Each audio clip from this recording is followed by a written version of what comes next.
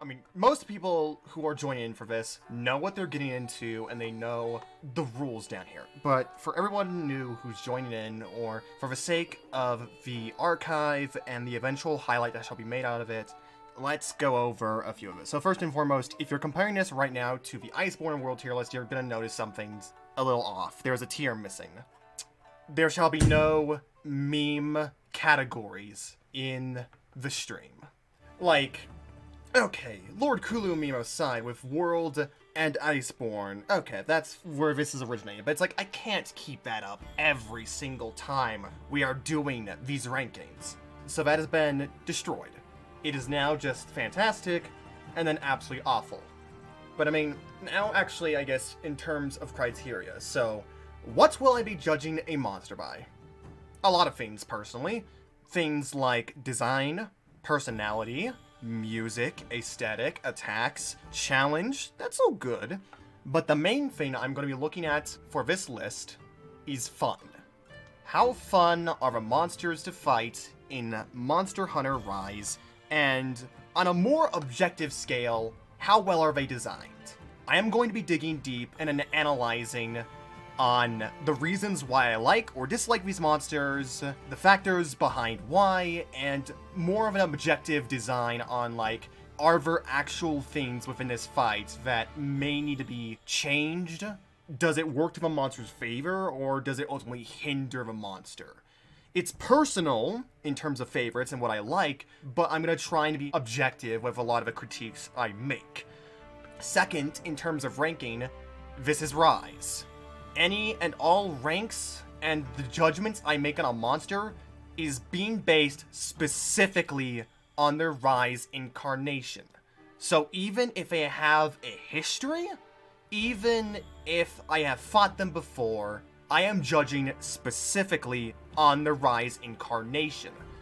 And in terms of the tier list, it goes... So this is self-explanatory. Fantastic. These are 10 out of 10s. These are the monsters I think are the absolute best in the game.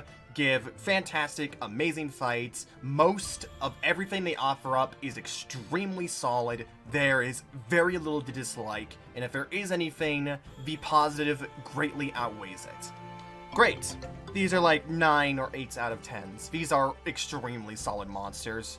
Goods, these are 7 out of 10s. Mez are 6 out of 5, or 6 or 5s, which are like, I neither dislike them, but I don't exactly like them either. They are middle of the road, and just kind of there. Bad monsters are 4s, 3s, monsters I dislike. And absolutely awful, these are 2s or 1s. These are the monsters I despise. They either annoy the hell out of me, or in another case, a monster can be ranked low for failing at their mechanics, bringing nothing interesting to the fight, and overall being badly designed and boring. Because, again, I think fun is the most important factor for any of these monsters for me, so the antithesis to that is either a monster that ruins the fun, or that they have no fun to give. With that said, and also, there is no definitive, concrete order for this list. I mean, there kind of is, but it's like, I'm not going to be too try-hard about it. I'll go for monsters I feel comfortable about talking about, and that'll be it. If there's a monster I don't feel confident in, I will refer to it later, or whenever I can. So, with that out of the way, let's get this started. And what to start off with? When it comes to Rise and introducing everything, let's start with the Great Izuchi. A beginning monster, yes, but the beginning monsters are the ones that give you an impression of the game. They teach the mechanics to you or show what the game can offer up. And in the case of Izuchi, I mean, we'll fill out more of this list later, but right now, Izuchi's solid. It is a pack raptor monster that we are all used to by this point. Like, you know, every generation or game or so, this is the type of monster we expect. You know, you have your dromes, you have your greats, you have your jogress, and all of that. So this isn't exactly a foreign concept. What I will give props to Izuchi for is a genuinely unique and interesting fight for such an early game monster. It is the first monster in the game you fight, so you really don't expect much out of it, but Izuchi, if anything, is a better Gyros. Great Izuchi is what I generally imagine what I wanted Gyros to be like. The pack is way more effective, it's way more integral into the overall structure of a fight, I can see it more, and it works. There are times, of course, where you bully it because it is a beginning monster, granted, yes, but that is the trope of a beginning monster. They aren't really supposed to hold that much of a threat in the late game. But the way in which he executes the pack mechanic with the sync-up attacks is genuinely unique and interesting, and they can actually put up a threat for an early game challenge with the area control they have and the speed and mobility, and that's cool. And it also helps that it works. There isn't any confusion in the fights I overall feel compared to Gyros, where it's like, where's your pack? And even if they are there, why didn't it work? And he even gets a unique thing in Hyrule, which granted, it's a really hard thing to see, but he gets a wall retaliation similar to Rajang. You interrupt him, make him go flying in the middle of an attack, and if he collides into a wall, he perches onto it and he retaliates. You're giving such a cool attack and unique mechanic like that to the first monster. And of course, it's balanced out by the fact that it's nowhere near as fucky as Rajang's wall retaliation was, and it's gotta be an actual wall.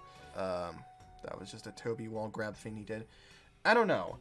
I only had it happen once, but I'm pretty sure it might have been a retaliation, like when he goes spinning if it hits into a wall.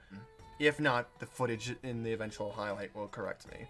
Yeah, overall, it's a neat move regardless, and for a beginning monster, Izuchi has a lot going into it. It's up there in terms of the great pack monster stereotypes, and actually stands out quite a bit. So yeah, good on you, Izuchi. Next up, let's do Arzuros. And with Arzuros, I'm gonna say, nah. Bloodlust Incarnate, yeah. That intro has been memed to hell and back. It is so unfitting for this monster, for the honey badger bear, essentially. Which sounds dangerous when you put that together in real life, but it really isn't in a monster sense. But I mean, it's Arzuros. At this point, we kind of just know what to expect with Arzuros, from Portable Third, Free Ultimate, Generations and Gen U. It's still Arzuros. He's got a couple of new attacks thrown in there, like a shoulder bash tackle, which kind of throws you up into the air, and a few dashes, but other than that, he doesn't really have all that much changed about him. He's still Arzuros at the end of the day, so that will depend on how you feel about Arzuros in general. Honey Badger Bears are tame compared to Moray Eel Lightning God Serpents, exactly.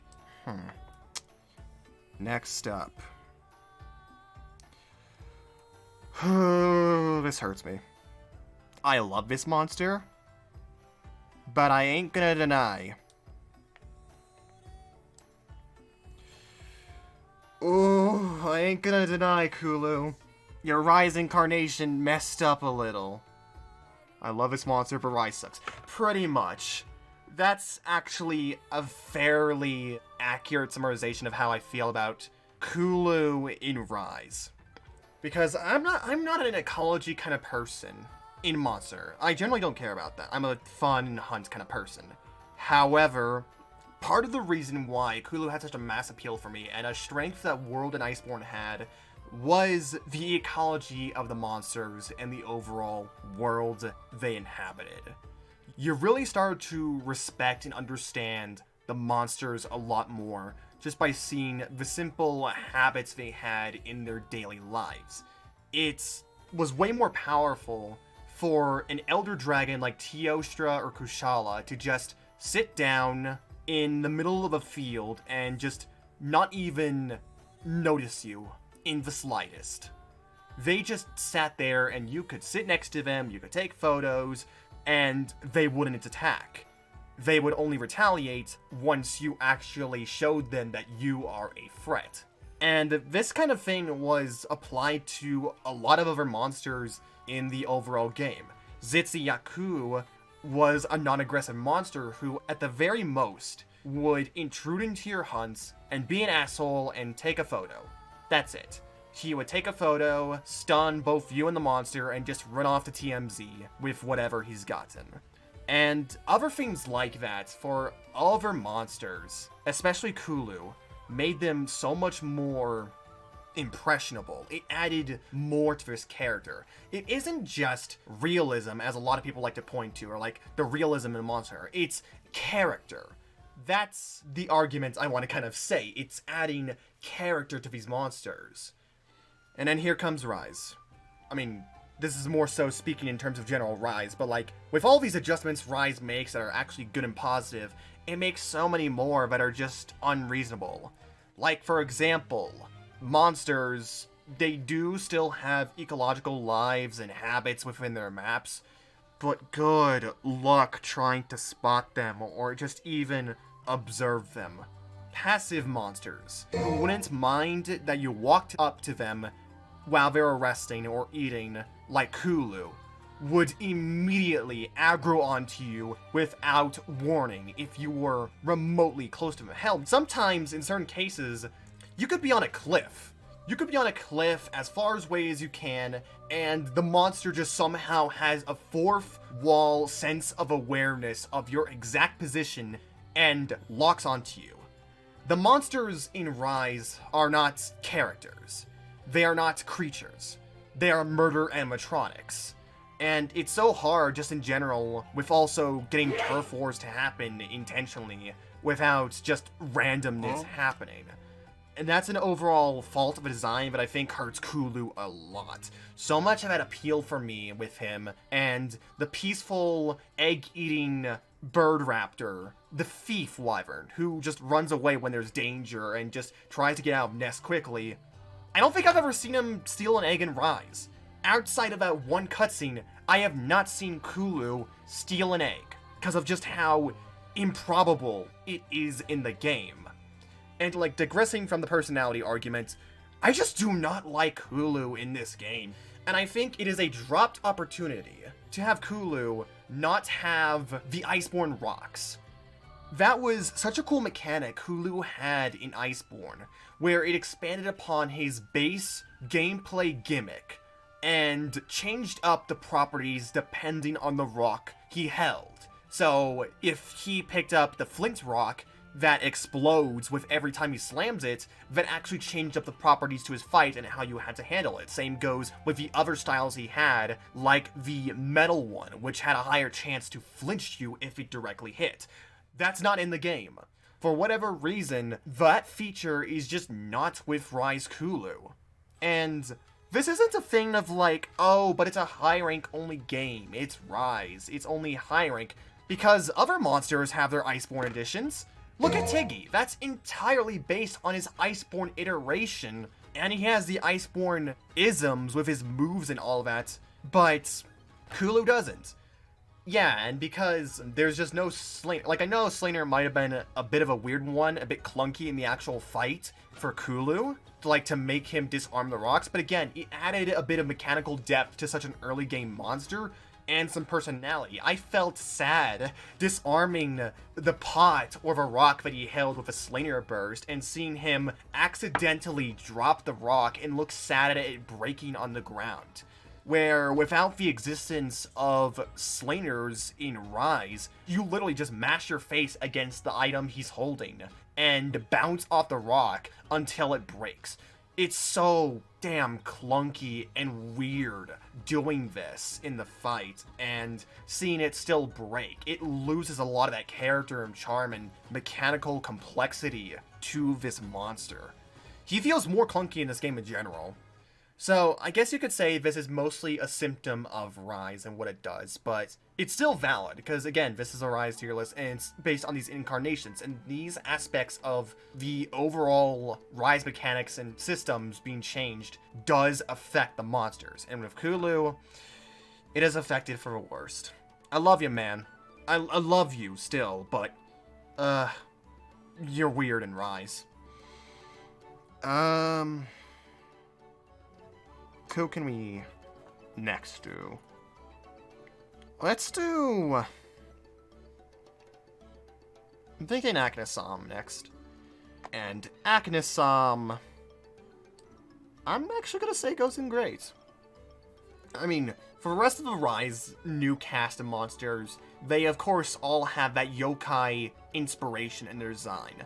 But more than any other monster, Aknosom is like the introduction to it. It is so apparent with what he is based off of if you know your Japanese folklore and culture, if you know about the umbrella yokai and everything around them. And it's so goddamn obvious, where even if you don't know Japanese folklore, this is a really distinct and unique bird wyvern to add to the overall catalog. A very oversaturated catalog, I'm gonna say, a very popular one, but Aknosom manages to sprinkle a little bit of unique flavor into there with the umbrella motif, and more than the design, it incorporates into the fight. He moves so unlike any other bird wyvern you see in any other game. He's very floaty, you could say. He's got some kicks and hops to him. He uses his beak in parasol shape to ram into you. He does a little stupid charge, which is a funny as all hell move, just seeing him stumble blindly. But oddly enough, it's also an extremely dangerous move for whatever reason. I died to that once in the stream through. And of course, just seeing the fan out, the overall shape of the body, his pecs, and even the unique way like the fireballs works for him, where they can bounce and they stay there. And Rise textures, it's gonna be a little maybe not the best, but it's cool. So the one thing I will say is that, like, yeah, he just kind of becomes insignificant, even in mid-late game. Like, again, it's a beginning monster, I know, but just in terms of, like, weapon trees in general, it's so strange how a lot of his weapons end at a specific point in a high rank and they just can't progress any further. They are stuck at that beginning high rank tier in the game and the armor as well. And there's just like, once you're past that beginning, there's not much use for him in general. It's strange. I'm gonna say Pukei, actually. And with Pukei, it's the opposite of Kulu. This is a marginal improvement over his Iceborne and World incarnation. I mean, in terms of the overall behaviors, like Kulu, it is kind of missing there, because Pukei did have a thing in World in which he was kind of a bully to other monsters, but as soon as there was a bigger monster in the area, something more dangerous higher up in the tier list, he would kind of hide his ears away, he would cower away, and just try and run from the general area. And that was a cool bit of distinction. That's just kind of, again, missing in Rise. But fight-wise, he is actually way better. They harden the tail, they make it way harder to cut off in comparison to how it was in World and Iceborne. And more importantly, they make the tail mechanics and moves involving it way more frequent. Because that was the one big thing against Pukei that knocked it off. It was how easy the tail was to cut off and how his whole mechanic worked with, like, okay, if in World and Iceborne, if you wanted him to puff up the tail and do like the little tail gas, he would first have to eat a berry and have that stored in his mouth, and then have to eat another berry to store that into his tail. It was a process that took a really long time to actually do in the hunt. And again, before that could even happen with him eating the berry, you could just easily cut off a tail. But Rise fixes that by making it harder to cut off and giving the moves much more prominence within the overall fight, and not make it as reliant on him having to eat the berries. He still can, and they can still affect his overall moves and poison spit, which, glad they kept that, but it is not necessary for him to do these moves. And that is a massive improvement in terms of Pukei. This is probably the best Pukei fight-wise you could go after. It is pretty awkward animation when he still does tail... Yeah, that's the one thing. It's pretty awkward. And just kind of like, dude, your tail's cut off. That, A, that looks cursed, and B, I don't think it should work like that. But no, Pukei's solid. I guess actually, let's just get her out of the way because Rathian's a staple. I mean, it's still Rathian. She's still okay. She's still good, in my eyes, within the grand scheme of Monster. She is the OG classic, like Rathalos. That being said, there are some changes from Iceborne Underworld I do not appreciate in the slightest.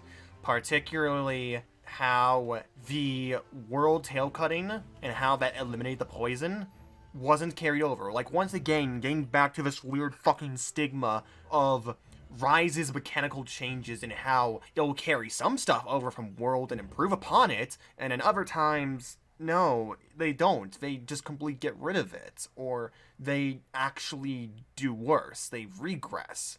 That's annoying, and this was such a massive regress for Rathian, and it's just, why? This isn't even a thing where I could understand why they would regress and change it. This is, I do not understand. Were there people actually complaining that this needs to be reverted back? Were there actually people who played World and Iceborne and complained about the lack of poison and how, oh, the horror, she can't poison you with her tail cut anymore, even though it makes complete fucking sense and actually adds something to the fight? Are there actually people who complained about that? There were actually, yes. Well, you're a goddamn idiot. I'm just saying. Ugh. The tail cutting off and negating the poison, that was a straight up improvement for the overall fight in Rathian. Why would you go back and revert it? Much less, why would you argue that it was better like that? Like, no. It's explicitly not better. It doesn't make any sense, and even sense-wise, it's bullshit. And yeah, just in general, her hitboxes in Rise aren't as good.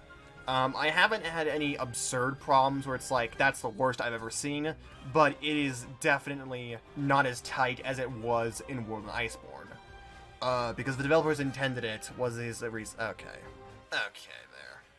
Just because the developers intend something doesn't mean it can't be seen as a mistake in the future. And in the case of Rathian, it very much is a mistake. I mean, Rathian looks high up, but in all actuality, she's in lower good. Like, once we start adding some more monsters into the good tier, she's lower, and she's definitely lower in my mind in her Rise incarnation compared to World and Iceborne. But at the moment, yeah, she's here. I'm gonna actually cover Basarios. And Basarios, I have to ask, how are you actually fun in this game? How is a literal rock monster fun in Rise? Like, don't get it. It boggles my mind, considering the adjustments some monsters like Kulu got, and some we will get to later. But meanwhile, here is Basarios having one of the best facelifts in the franchise's history. The main problem with Basarios back in the older games, and every time he was fought, was just the overall health and the armor on him. Like, you know, as a rock, it makes sense that he would be durable, but goddamn, why were there so few good hit zones on the monster? Why did you bounce off of almost every zone on the body? Why did he have quite a bit of health? And just as an overall fight, it was so slow and unappealing and just kind of boring, and there was nothing to it. Meanwhile, Rise manages to do something really fascinating and gives a lot of moves reminiscent of other monsters like Eucanlos with his Earth Swim, and even a little bit of Ignactor with a chest heat up, which massively improves the damage and overall hit zones of the body, and that's the main reason why, actually. Outside of a general speed and mobility increase to make him feel like he's actually doing more in the overall fight, it's that heat-up mechanic that makes Basarios a much more interesting monster in the overall game, with how, based on the fire attack he does, whether produced from the chest with the gas, or through a fire beam or ball, it heats up that respective zone on the body, and it allows better damage overall, and it just makes the fight so much more fun, and gives so much more to just a meaningless monster. Like, generally nobody cared about Basarios, and Gravios was shit, and Ruby Basarios was like, why are you here? Why do you even exist? Why did the developers add you? You're just there. It's an OG monster, so it has its place in the franchise and nostalgia, I get it. But it was just a nothing monster throughout this entire history of the franchise. Outside of maybe, like, I don't know, unless you want to count its relation to Gravios or, like, go out there with Zenith Gravios, but even then. So to see Basarios actually step up the game, be way more interesting, more fun to handle, have better hit zones, and just more attacks in general, well done. Well done, Rise. You did it. You made a solid improvement of an old monster. Now talk. You do bring up a good point. And, you know, just for the sake, I will. Just for the sheer contrast, because this is an easy choice to get off the list. Let's be honest, this is one of the easiest choices you could make in a tier list. Khezu at the bottom. At the absolute bottom of the tier. And I don't say this to fall in with the other people or to see, oh wow, how original, a Khezu hater, eh. Like, no, this isn't just because Khezu has a notoriety in the community. This is actually because fuck Khezu, fuck this monster. I hate it so much. It's so annoying. And, like, here's the thing. I am peeved that Khezu gets in. Meanwhile, Giganox is still stuck in the 3rd generation, restricted forever, and just Khezu keeps reappearing. But I would feel a little bit better, not by much, a little bit, if it actually changed in Rise. If they added some new moves to it, made it faster, gave it a theme, or just had the Frost Isle theme or whatever area theme play when you fight it. That would have helped. Instead, Khezu manages to grab the award easily for returning monster that changed absolutely nothing. Like, 1 for 1. Compare 1st generation Khezu, compare 4U generations Gen U, compare those Khezus to Rise Khezu. What is the difference? There is none. There is no difference. It's just 4th generation Khezu in a Gen 5 game.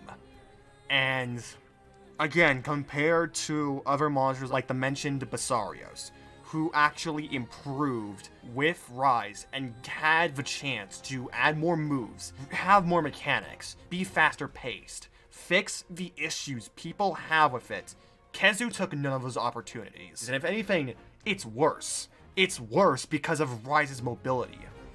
You have Rise's movements, you have Rise's wire bugs, the aerial mobility and dashes that the hunters are granted, and how absolutely insane the tech is. And you do nothing? You do nothing for a returning monster to make them stand any better chance against it. Because, oh, I don't know, what's the point? It already spams fucking roars and AoE shocks twice in a row enough as is. It doesn't need to change. It balances it out perfectly. Ugh, no. No, that's not it. And in Rise in general, it's so much more graphically unappealing. It's got lipstick now. Its drool is so fucking strange, and it's... ugh. Almost every weapon has a counter now, so I suppose it's easier to kill Khezu faster. But that's not Khezu improving, that's you being able to ball it. Exactly. He's still just the same old Khezu.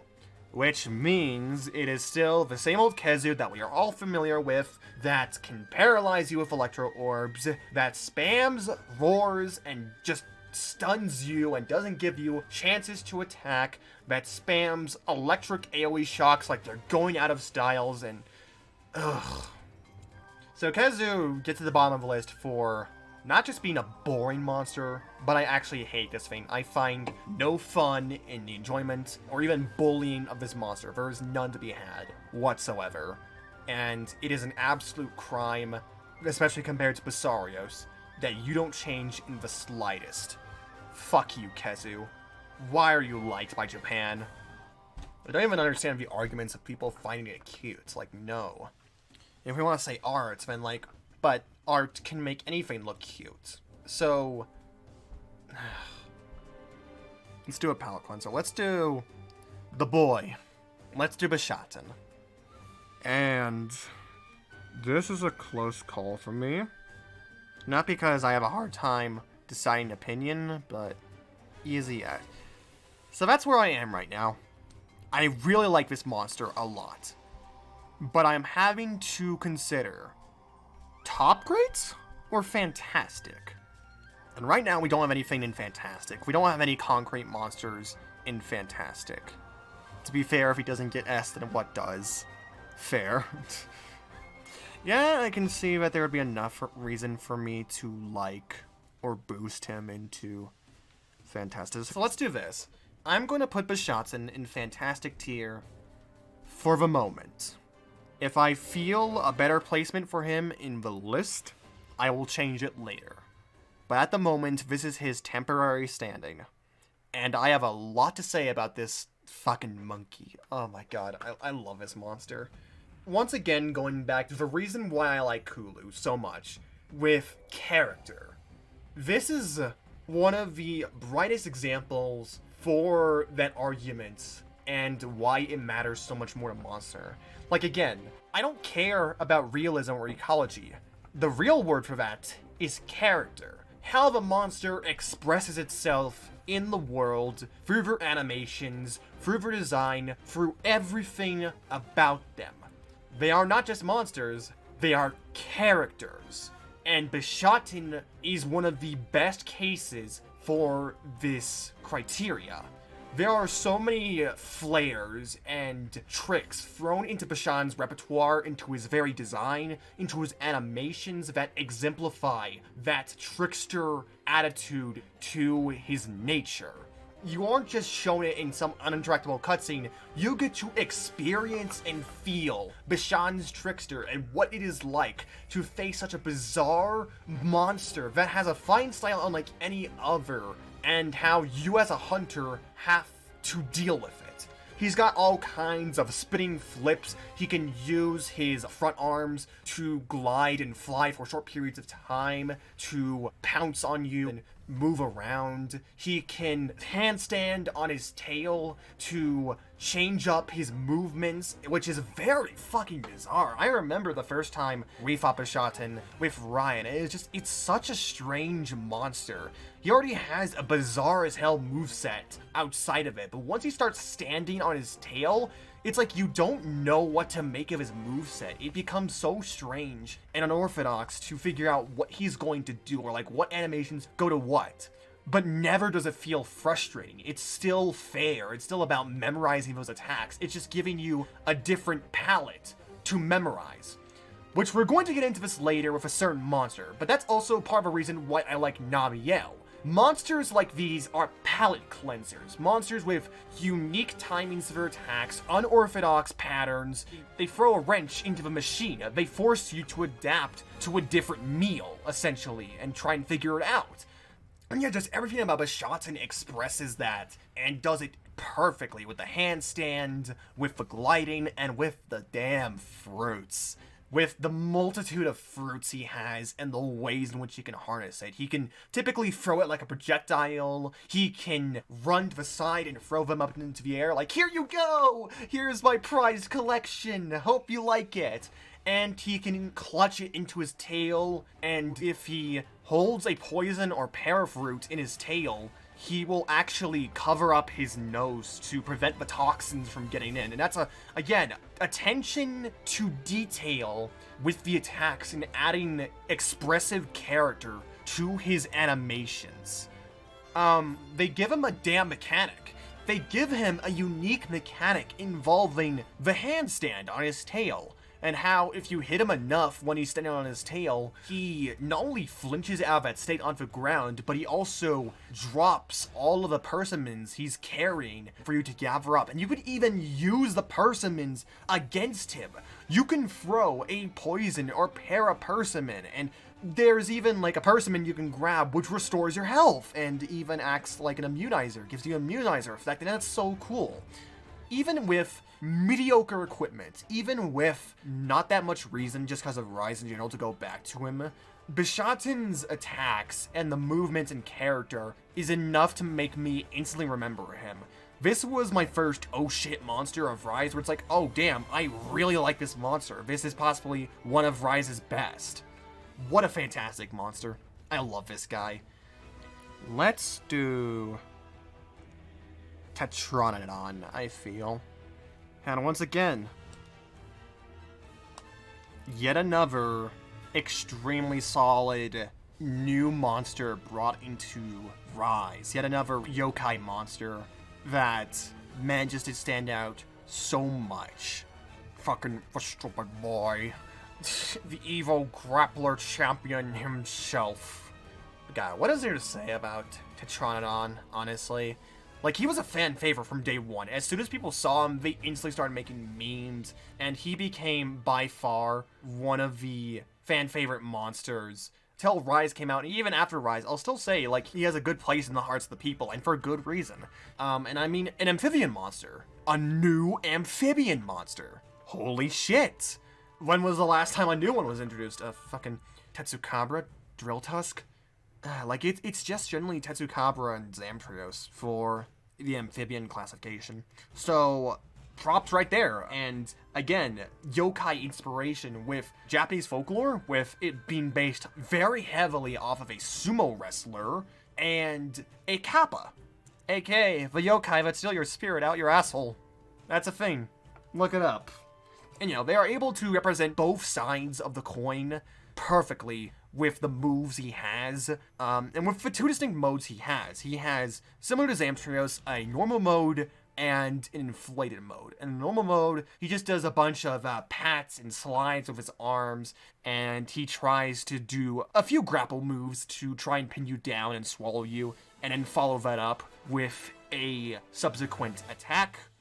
And then once he eats enough water or rock, or if he does a successful pin, he can go right into the sumo mode. And that's where a lot of his distinct and unique moves start to emerge, where in which you see him doing the sumo stomp, raising one of his legs, lifting up some rock and having a massive shockwave to it once it does hit. He's got a sumo slap charge where he rushes forward, and he's got like a little stunning clap that he can use for KOs and for subsequent combos. But even like some elemental attacks in the form of a few water spits, and the very rare, like it is such a rare move, but it can happen, the water beam. And I think the criteria for the water beam to happen is that he needs to be in sumo mode for long enough. So if you knock him out of sumo mode too quickly, or if he isn't in it for too long, he won't do it. But you can most probably see it in Wyvern Ride as the finishing move, and Turf Wars. But overall, it's a very rare move, but it's a cool move to see. And of course, you cannot forget the Stone Chair. Like any old VGC, Evo, professional, grappler, or just player in general, he knows when to throw that chair. And dear God, that chair is deadly. Don't get hit by it. It's a very damaging move, and again, just a lot of character and unique animations and good moves this monster has. Again, like Bishaten and Aknosom, while a early mid-game monster, still a very solid monster, where due to the character and animation work put in, he stands out so much. So yeah, I think Tetranadon deserves to be up here. I think he's great. So there's a lot of old monsters in the roster here that I feel might need to be cleared out.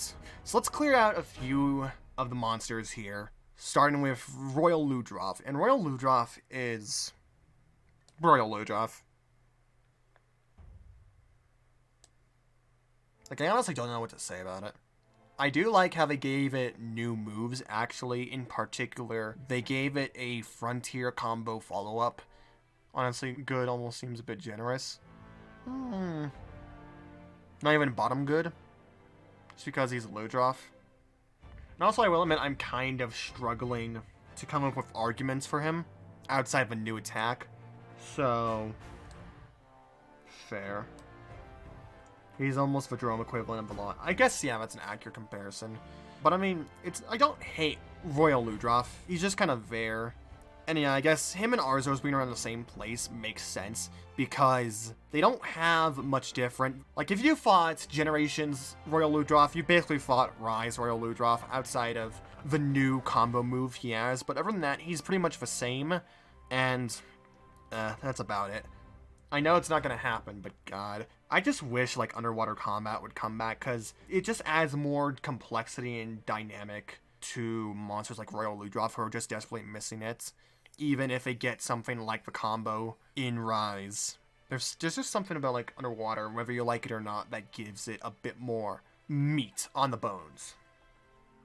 Let's actually get both of the greats out of the way. And with them... I mean, I'm happy to see them in Rise, after being gone for so long from any games recently, for just being kind of stuck in the 3rd generation. I like that.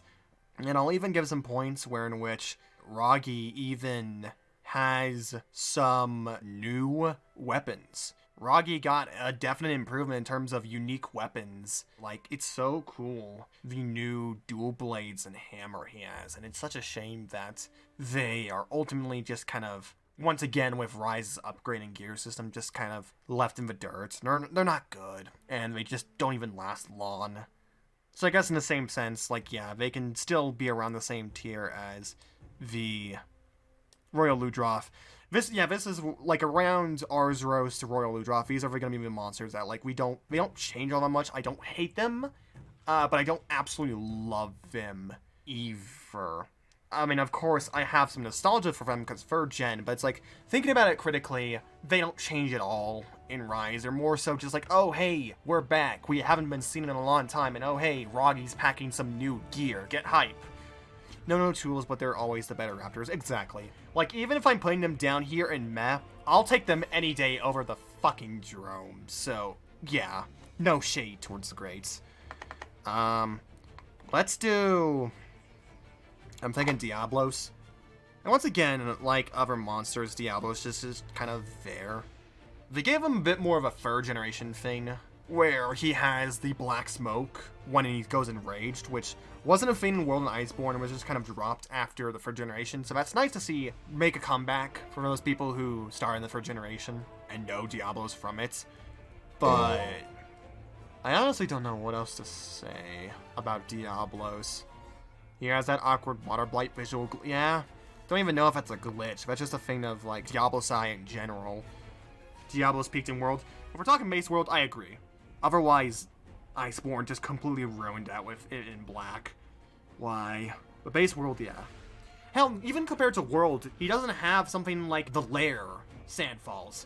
Like, remember when he was in the lair, when he was in his nest, he would burrow and dig into the sand tunnels and have a new way to dig and surprise attack you. Like, oddly enough, that just kind of disappoints me. Like, it brought a different element to Diablos, even if it is still just kind of digging. It's a different aspect of it. Yeah, I feel it's like a around Rathian. I still like it. It's still a good fight, but it just doesn't have that many changes, and compared to World, I definitely prefer to fight the World version. I don't know. I know Diablos is a mainstay, but this is kind of one of those instances where it's like, I kind of wish he'd take a break, somewhat.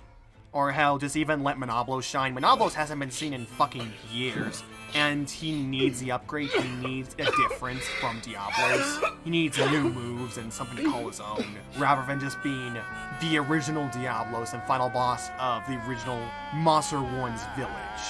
Other than that, if you're expecting my opinion to be any different from what it was previously in the World and Iceborne iteration of the list, you're wrong. Because Rise Anjanath just doesn't change. Another Anjanath roast, exactly. At this point, I'm just kind of tired of Anjanath. He's been in only 2-3 games, technically speaking, and I'm just kind of tired with having to talk about him and being disappointed every time.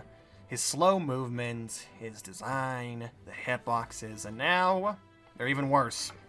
They are even worse in Rise. Like, holy shit, some of these hitboxes with him are goddamn awful, combined with Wirebug and Wirefall. Like, unintentionally, he is one of the kings of punishing Wirefall. And it's not even in a good way where it's designed smartly. It's just because it's fucking Anjanath. It's just because it's Anjanath with his damn double bites, his bad hitboxes, his kicks, and everything else. It makes you think, oh wow, a counter to the Wirefall. Isn't that what you like and what you want more Monarch? Don't you have a thing where Wirefall is horribly unbalanced and you want more monsters that can counter it? Yes, but for that counter to also be better designed, for it to actually feel like a part of the fight and well implemented. Not like Anjanath, where it's just like, her, bad hitboxes. Fights, less based on little bites, but now it has worse hitboxes. Yeah, chip damage on those hitboxes, a weak fire beam, and overall just a more jank fight. I will also just say another thing, like, I feel weak fighting Anjanath. I don't like the hit zones and overall damage with something like, say, his legs. Like, the whole thing is, like, break the legs to get some good damage, but, like, I don't feel powerful fighting Anjanath. It isn't fun, it isn't entertaining, and I'm just kind of bored out of my mind and annoyed with how much I have to deal with this monster, and, I feel Anjanath kind of only worked in World, being the first real wall. Yeah, pretty much. Like, if anything, Anjanath's notable as the first wall of World for many. There's a reason why, for example, someone like Maximilian Dude, whose first monster game fully is Monster World, that's why Anjanath stands out in their minds. They are the first wall of monster where you have to buckle up, in World at least. And he even had a unique thing going in for him where he was one of the first monsters in development in World. Him and Rathalos, and he was the star of the show in World's first trailer. Once we get past that though, he's just not all that interesting of a monster. And again, in terms of like chances to characterize him as a bully like World and Iceborne did with his turf wars, his actions in the environment, his sunbathing, they're just gone. They're just gone, and good luck seeing them. So yeah, sorry Anjanath lovers, you're not getting any luck on this list. Like, unless if Fulgur Anjanath comes back in Sunbreak, and I still like Fulgur, you're not getting any of it, unfortunately, I feel. What about Barioth? Barioth's kind of in a tense where, similar to other monsters, move-wise, he doesn't change in comparison to Rise. But, like, if you've played Iceborne and you fight Barioth in Rise, there's an immediate difference you notice. And that would be the speed. And once again, people are going to retaliate, oh, but it's only a high-rank game. It's only high-rank. It ain't G-rank. But, like, past iterations of Barioth, even in high rank, have been faster than this, I'm pretty sure. And it just feels awkward fighting Barioth not being as fast in Rise. And I even just miss, in general, the habits of him in Tri for Ultimate, and even a little bit in Iceborne, where he would scale the walls of the arena, or like in a cave and plunge attack from above. In Iceborne, that was a little bit more of a rare thing to witness, but it was still an element of Barioth that, like, I really appreciated, that helped distinguish him from his brethren Narga and Tigrex, but I don't think I've ever seen that once in Rise for Barioth. I have never seen him scale an object or ricochet off the walls. I've not seen him once do it. I don't think he even has it in Rise. And if I'm gonna be honest, if it has been the main appealing factor for me in Barioth ever since I fought in Tri, like, not just the fact of being fast, of it being an ice saber-toothed tiger, flying wyvern, but like how it used its wings and hooked into the environment and scaled off the walls, and now it was a slippery opponent. There's just none of that in Rise. So that's a bit of a disappointment for me. Can do the wall shenanigans, but he unfortunately doesn't hang out that much in the areas that I've never seen it. I do not recall seeing that. Unless if my memory is just serving me wrong, I am confident in saying I never once saw him do it. So if he can still do it, then that just sucks with how rare it is, I guess. But I mean, I still like the fight. I just find it a little weird. And call me a sadist, but I don't find him as fun in Rise as I do with Iceborne. So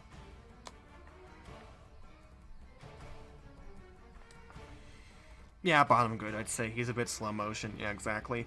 And again, this isn't just a thing of it being, oh, but it's high rank. Again, other Barioths, other monsters in high rank only games have been as fast, if not faster. Fucking Magnamalo. Do I need to say anything more? Magnamalo is like one of the fastest monsters in the game. And you want to tell me, oh, just because it's high rank? What about Mizutsune and the new sliding and tricking they have? Like, there are fast monsters in this game. Especially Magnamalo is like one of the fastest in the franchise, I'd say. Or in the main series. So it's like, that's not a valid excuse. I mean, I guess speaking of Mizu, because I just brought it up in terms of that comparison, another old monster. And I'm going to say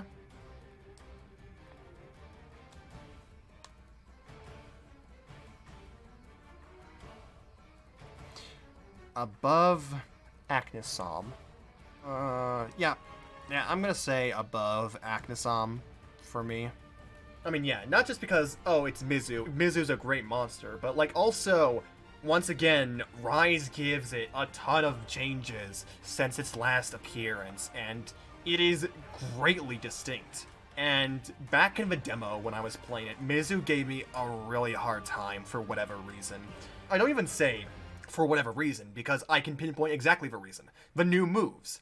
Not even just, like, new moves like the Big Bubble Super that does a lot of damage, that charges up and has a wide reach. I also mean in terms of aspects like the sliding around when it's doing a beam, when it's enraged, when it's coated itself in bubbles, that makes the beam a lot harder to dodge.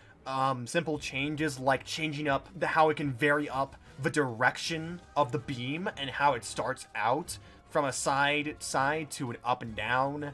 And all these things, it gives a fresh spin on the monster, and it makes it so much harder in Rise. Mizu, in the actual Rise game, so not only did they give me trouble in the demo, they also gave us a little bit of trouble in the main game itself, where high rank Mizu was the first game over we got as a party. Which, I mean, you could say depended on that armor and gear we had, but I'm fully confident in saying, like, yeah, no, Mizu was a tough opponent in Rise, and at that point in the game, and unlike a certain other monster at a higher rank in the game later, that we'll get to, is way harder. Just overall, it's a really fresh take on Mizu's fight, with the changes they give it, big and small, and it's nice to see him back. It's nice to see Mizu back, and see him get even better. So, congratulations, Mizu. Welcome back, and you're a great fight. You're a challenging fight, you do a lot of damage, you're very slippery with your movements, hard to keep track of, but you're fun. And you know what? In terms of praising monsters for being better than they've ever been, I am going to say right now, top of good at the moment. Because, I mean, that's dependent on filling up the roster more. But I am confident in saying that main series-wise, this is the best base Rathalos we have gotten yet. Rise Rathalos is such a solid improvement, and they're able to take the strong suits of World and Iceborne Rathalos with the distinct flying animations and the makeover that fight got, and are able to make it fun. The problem with World and Iceborne Wrath was he just stayed in the air for too long. Even with all the new moves he got, which made it a fresher fight, he still stayed in the air for so long, and that made it kind of a bitch to fight, especially in Iceborne, when, for whatever reason, he gained partial Dreadkin immunity to flash bombs, as well as a wing armor increase, which I still have no fucking reason why that exists, why that was a change that happened. Rise is able to take that mobility and flying he has and reincorporates it into a more proactive fight where he's more on your ass and active with attacking and fireballs. He has a unique fire stream effect, which is a brand new move, and that move looks cool, and it's something else in his repertoire, and just overall in general, they make his flying so much less annoying, because it's more proactive, there's more you can do to counter it thanks to wire bugs, and just overall changes to him as a monster, and he is so much more fun to fight in this game. Like, he is not annoying. I mean, granted, there's a reason he's not great, but like, for a Rathalos, for a base Rathalos, great job. I'm going to throw a curveball at you. I'm going to go with Zinogre. And this hurts me. This hurts me. And this is going to come as a shock to people, considering my track record. But I do not enjoy Zinogre as much in Rise. Because in all respects, I think this is a massive downgrade from Iceborne. With all of the Iceborne modifications that were made to him, with the whirlwind kind of like Lagombi, with the dunks that he got, with the new movements, with the just overall on his particle effects and his overall textures, and how in Iceborne you could see the individual pieces of fur that made up his body. And even just the leaner design. Like, I know there are people out there who do not like the leaner, more wolf-like look of Zinogre in Iceborne. Some people do not like the design. I prefer those proportions and design, and the effort going into the Fulgur bugs and the fur, much more than Rise.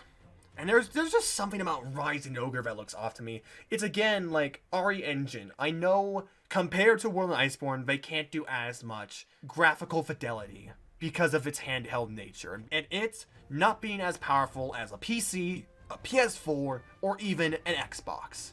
But for God's sake, like, there's something about the textures in Zinogre and Rise where he looks like he's made out of Play-Doh. He does not look good in Rise. I like the effort they put into his Fulgur bugs with them expanding out from attacks and then recombining in. So he has some new animations. And, you know, compared to other monsters you've already mentioned, returning monsters, who didn't improve or change all that much, Zinogre does actually change in Rise. He does gain a few new attacks. He does gain a few new animations. I just don't like it. And more than anything else, I feel this just comes down to a thing where I am fucking tired of 4th gen Zinogre. The amount of times I have fought him through 4 Ultimates, Generations, and Generations Ultimate, combining Thunderlord in there. Oh my god. This is again like Rathian, where it's like, after the improvements Iceborne made to his overall attacks, his animations, his looks, freshening up the fight. Like, yes, you can meme about my reaction to the first hunt however you wish. Go ahead and do that. Say I'm overreacting. But to be fair, Iceborne Zinogre is such a massive jump in quality and just overall the flow of the fight in comparison to what has been his bread and butter. Like, let's be honest, Zinogre 3rd and 4th generation did not change all that much. 4th generation changed a little bit in making him hard to knock out of his charge, but other than that, he is not all that different. So here is Iceborne finally changing up the flow and making him so distinct and unique, giving him some new shit, and I fucking love it, and all the cool... And now here comes Rise. Which, yeah, you could say that's more so a thing on, like, not actually Zinogre, but god, like Kulu, the regression of Zinogre from his Iceborne iteration massively harms him, combined with my overall fatigue of 4th gen Zinogre. And, like, similar to Anjanath, I don't feel powerful hunting Zinogre. I feel like his hit zones are worse in Rise. This is a very strange choice, I realize. Like, this is a strange argument I'm making, but overall, at the end of the day, I do not enjoy him as much. His hitboxes are certainly worse. In hurt zones, yeah, but they definitely feel worse in Rise, and just the overall effect he's had on the community and overall fan base, where it's like, I'm gonna wholeheartedly admit, Zinogre is kind of overrated. I love him with all my heart, he's one of my favorite monsters, but goddamn, he needs to take a break. Stop making versions of him, stop including him in games so frequently, let him have breaks. Once again, meme on my first reaction to his cutscene in battle, sure, but he wasn't in World. Like, there's a solid, tangible excitement to seeing Zinogre and Iceborne. Even if it is Zinogre, he was gone for a game. He wasn't in World. He had that break to truly make the best of himself and the new him. And this is a thing I feel in general for other older monsters, especially the ones that just keep reappearing. Monsters like Rathian, Diablos, etc., like, take more breaks. Monsters, especially older ones, need to take breaks as the franchise continues, because otherwise, I feel like the developers are just gonna hit themselves into a wall repeatedly, trying to figure out new ways to make a fight interesting or spicy, keep the fans engaged, make people like it, while having to bring over this monster for the umpteenth time in a row. I don't want to imagine it. Like, unless if you just drastically improve the monster every appearance they make, that's not gonna happen. I understand there's favoritism, of course, towards seeing a flagship return, towards seeing a favorite monster return, but breaks are healthy for these creatures. So yeah, those are my complicated feelings on Rise Zinogre. I still have fun with it. It isn't annoying, but oof, what a downgrade. We want to continue this rant train?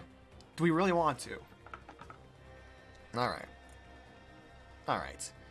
Because I do have an idea. I have a solid consensus on what to say. So let's bite the bullet and get him out of the way.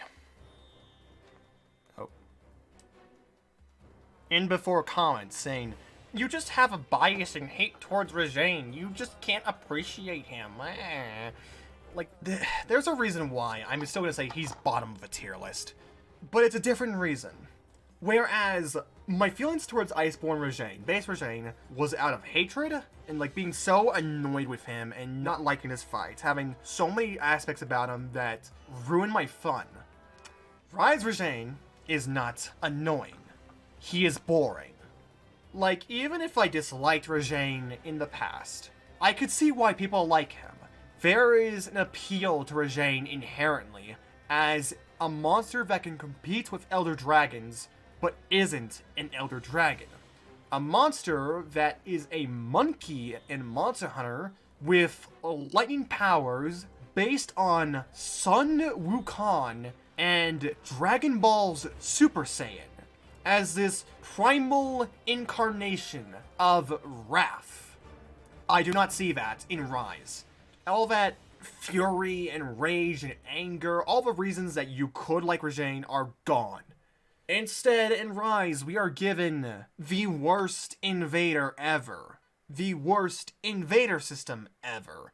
His balls have been cut off. He's been castrated. It feels like as if the Rise developers misunderstood why people dislike Rajang, and they simplified the issue of him being too fast. Which, no, that's only part of the reason. That's not the whole entirety of it, and it's an over-summarization of the deeper issues with Iceborne Rajang. It wasn't just the fact he was fast. Because let's be honest, if it was just a complete port of old Rajang to World and Iceborne, he would be fucking murdered. He would stand no goddamn chance. So, in a sense, it's a necessary change. The reason why Iceborne Rajang was bad was because of everything else. It was because of the minimal opportunities you had to hit him, and how even when you did have opportunities, he could completely negate an opportunity. Oh, what's that? You flinch me back and stagger me from an attack. I grab onto a wall and negate an opportunity. Hell, it doesn't even need to be a wall. Oh, what's this branch hanging from the Gainland's Wildspire entrance? That looks like a nice wall to me. And other things like that, like the Rampage mode armor, and how the mechanic of getting him out of Rampage was limited to the tail. On a monster that moved this fast, had so little opportunities and all of that.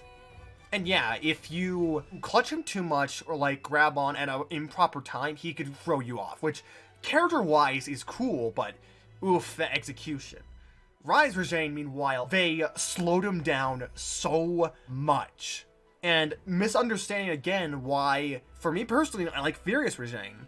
It's not because he's slower in Iceborne. If anything, he's faster. He straight up lags. He has so much going on and he moves so fast, he lags the game. But there are aspects to the design of his fight and the pauses and the natural attacks and the flow of it all that makes him fun. This is a complete opposite case where it isn't naturally designed into the flow of Rajang. They didn't make any adjustments to his attack flow, to his tempo, and how he needs to be approached differently. He's just slower. And they made him do overall so much less damage, they made him way easier to wyvern ride, and everything to do with the shitty-ass invader system, which I am not going into that right now. But to summarize, invader of the game. The game warns you of the invader as soon as you reach 5-star. You're given an entire rank of high rank to prepare and gear up. And this invader monster that can invade on every map is automatically sleeping. He is sleeping for the entire hunt in very secluded spots, very far away spots that barely any monster will bother going to outside of maybe a select few depending on the zone, and even then, he needs to be physically attacked in order to even wake up. Like, he can wake up as an invader. The condition for it, though, is that it has to be something stronger than him. It has to be something equal to him in Elder level, aka something like Basil or Magnamalo, I'm pretty sure, or it has to be an Elder Dragon. And by that point, he's already a wimp to deal with. I said this before and I'll say it again, but like you can actively see the free neurons he has in his brain going off one by one as he is readying the beam and deciding, should I beam this person? 1 Mississippi, 2 Mississippi. Yes, I should beam this person. And again, because of how slow he is and how the flow of his fight has not been adjusted to make up for a slower Rajang, he's way easier to knock out of Rampage mode. And even when you do knock him out of Rampage mode, as soon as he gets up, he immediately goes back into it! So what's the fucking point of knocking him out of Rampage mode outside of the damage? And also, a knockdown. I thought the whole point of knocking him out of Rampage is to be a little reprieve, to take a break from the super angry monkey and the mind's eye armor he has on him. Whereas in Rise, there's no reward other than, oh hey, more damage. He just immediately goes back into it, which again, Rampage mode is easy as fuck to knock out. So what's the goddamn point of going back into Rampage mode if you're just gonna be knocked out of it and then going back into Rampage mode again? Like, easiness is only one part of it. Him being slow is only one factor for why Rise Rajang is the worst monster in the game. It's everything else. It's the mechanical differences, it's the system differences with the invader system, with Wyvern riding. Oh god, Wyvern ride.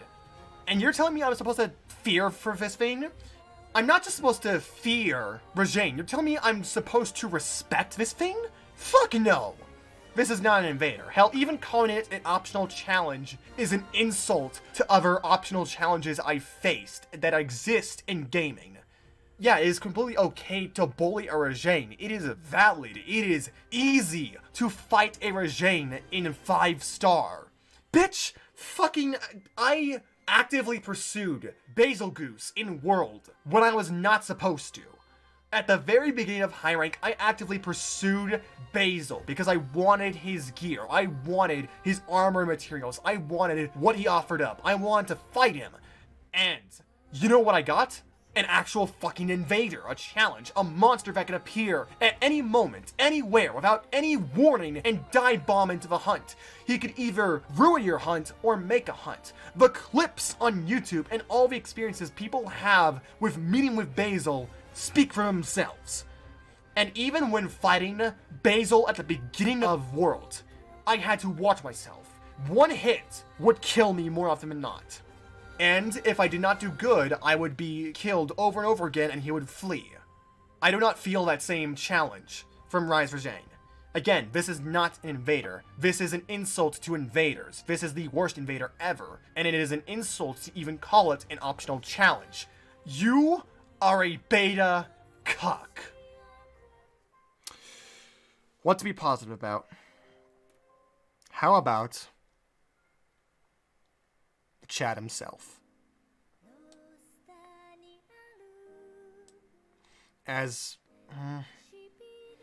So I'm going to say one thing right now. In terms of Invader, I still think he falters. He is not as frequent as he once was in Rise. Like, I barely see him invading. And he's just way less effective. So those are the two negatives I can immediately give to Bazel. But as a monster, oh my god, as a monster, as a fight, I still fucking love this monster. I am so happy to see base Bazel back in a game. And once again, like other monsters, they also spruce him up. They not only return him, but they also give him a little bit of Seething Bazel in his moveset, and they even add in some new moves. Like, I'm gonna say right now, outside of Invader status and how scary he was, Rise Bazel is a fucking threat. He's one of the most dangerous monsters in the game to actually fight, because of the damage and the bombs. You can get so easily punished for Wyvern Fall because of the bombs. They were scary before, they're even scarier now. You make a wrong move in terms of moving around or Wyvern falling in a wrong direction or thinking that you'll be safe with Wyvern Ride. Oh hey look, there was that bomb that was hiding behind his wing that you couldn't see or didn't consider that you're Wyvern falling into. Here you go. It's not like Anjanath where it's like the bad hitboxes of Anjanath are like an excuse to counteract the Wyvern Fall, rather than being an actual mechanic. Like, this is a mechanic integrating to Bazelgeuse, and to counter Wyvern Fall and misuse of it, which, well done, congratulations, he's one of the few that can do that reliably. And just in terms of even other attacks, he's got like the Sieving Stomp. He doesn't have the Mexican popcorn bombs like Sieving, but the bombs are still dangerous. He has a lot of physical attacks. Well, I would have preferred Seregios and Rise instead of Basil, of course, biased as shit. Basil and Rise is great. While he isn't a great Invader in Rise, I feel he's an upgraded fight. Just the fact, keeping in with the Invader theme, we didn't even know he was returning in 2.0 aside from the... Yeah, he wasn't even announced in 2.0 in any post, and it had to take, of course, YouTube videos. The fucking timing. The universe is telling me something. And god, this fucking new theme. What an amazing remix. Like the original Basil theme, already top of a tier list. S+. This is S++. This is absolutely fantastic. And one of the cases where the vocal focus amplifies the terror of the theme. But yeah, no, I totally agree. And just like, that's the thing with like Sieving and Iceborne that I kind of felt sad about. It's like, not just the fact that he was missing Vader and... Sieving is an improvement as a fight, but I felt sad that base Basil wasn't there. Whereas, like, in Rise Basil, we kind of have the best of both worlds. We have base Basil with all that he does, but we also have some Sieving in there, and some Sieving moves thrown in, and plus, all the new he has in it. So yes, he has a shadow of his Invader self in world, but goddamn, his fight is so fun. On a similar... Let's actually do Tigrex, and this is self-explanatory. I mean, in terms of Tigrex, I automatically know. I still hate this monster. I still do not like him. He just has a general symptom like with Barioth or Rajang, where Tigrex in this game is slow-mo. Whereas again, like, I felt mostly frustration from Tigrex in Iceborne. I'm just like, whatever. And I think, as interesting as Dak's opinions are, I think Dak's videos and his tirade about Rise Tigrex captures it perfectly. Like Rajang, there is no danger from Rise Tigrex. There is nothing threatening about him. Even something that strikes fear into the heart of me, like his goddamn Iceborne Tailspin. Oh, it's slow, and the hitbox is not as bad? Or is it still just as bad? I don't know. If anything, it kind of feels like a bit of, brute. In terms of, like, maybe it's not as frustrating, but in terms of, like, you're a goddamn flagship. You're Tigrex. You should be striking fear into the hearts of people. It's like, yeah, it's a massive disappointment. If only Rise Tigrex... Yeah. If only we had fucking Jyuratodus in the main series. Let's clear out a bunch of the other meh or older monsters as well. Nargacuga.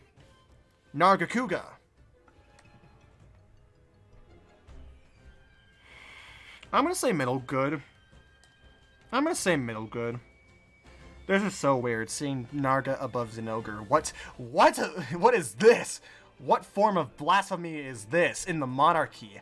Nargacuga above Zinogre by the monarch of dragons himself? And I mean, it's Narga, of course. It's a solid monster. Like, you have to absolutely botch Narga for it to get any lower than good. And I will admit, I do actually like his little fake out, where in which he moves a little bit to the side, thinking that it's a safe opening to hit him, and then he retaliates with a quick tail strike if you attack him or if you just wait out the fake out, which that's cool. That is a cool move to give to Narga. But I mean, other than that, he doesn't really have much in terms of differences. He's pretty much Iceborne Narga? Does he even throw the darts like he did in Iceborne? Are they even there? Do they even cause bleeding? I completely forget. Narga lost bleed. Damn. Once again, Rise being weird and just making monsters lose aspects of them in Iceborne. That would have been cool for him to keep the bleed. God damn it. At this point, again, it's like the thing with an old monster making so many appearances. You kind of just know automatically what to expect with Nargacuga. And that just kind of brings down a little bit of a hype factor, especially if they don't do much to change it. And yeah, if you have the voice callouts on, or even if you have them at a high volume, it is so fucking annoying. Like with Rathian's Tailspin, seeing the hunter be like, watch out, it's up to something. It's like, on a conceptual level, I'm fine with voices, it adds a bit of flavor, but like, having it play for moves when a whole idea monster is understanding and learning moves and making that judgment call, don't like it.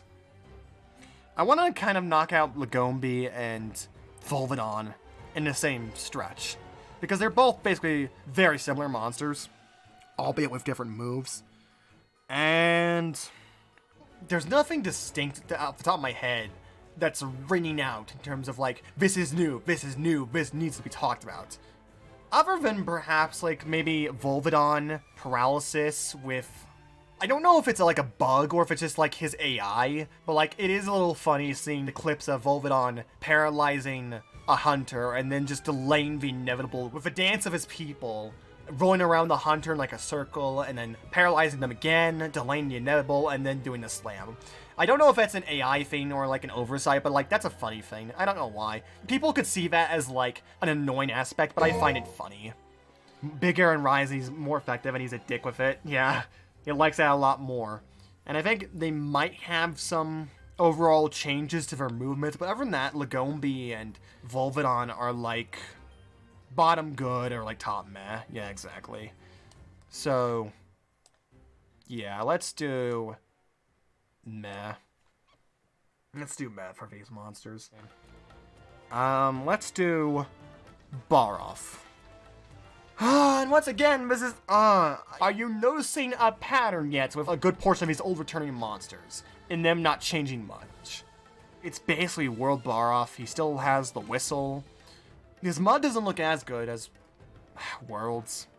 Again, that's just Rise. And again, coming back to like returning monsters reappearing, like I like Barroth. I have nostalgia for him, but my god, I think he's one of those monsters that needs to take a break. And more importantly, I feel this with like 3rd gen, that like there's a specific cast of 3rd gen monsters that the devs always come back to when it comes like, oh, we need to have a 3rd gen monster returning. Let's do Barroth. People like Barroth. It's a safe monster. And yeah, it's a safe monster. It's not as hard to implement Barroth in a game as it is with like the Gaiacris, Gobel, Giganox, any of those other monsters. But it's like, god, I'm getting tired of kind of seeing him and how safe of a decision he is in terms of returning 3rd gen monsters. Like, even if the risk turns out bad, like with Generations Lagaiacris, I want to see them take the risk with bringing back a more obscure monster, or one that hasn't seen the light of day in a while. So yeah, the same placement as Royal Ludroth, basically. Let's do Tobi next, and Tobi, he's still solid as ever, Tobi. And if anything, I think he's even more dangerous in this game. And ironically, Tobi is one of the most dangerous monsters in Launch Rise and even now.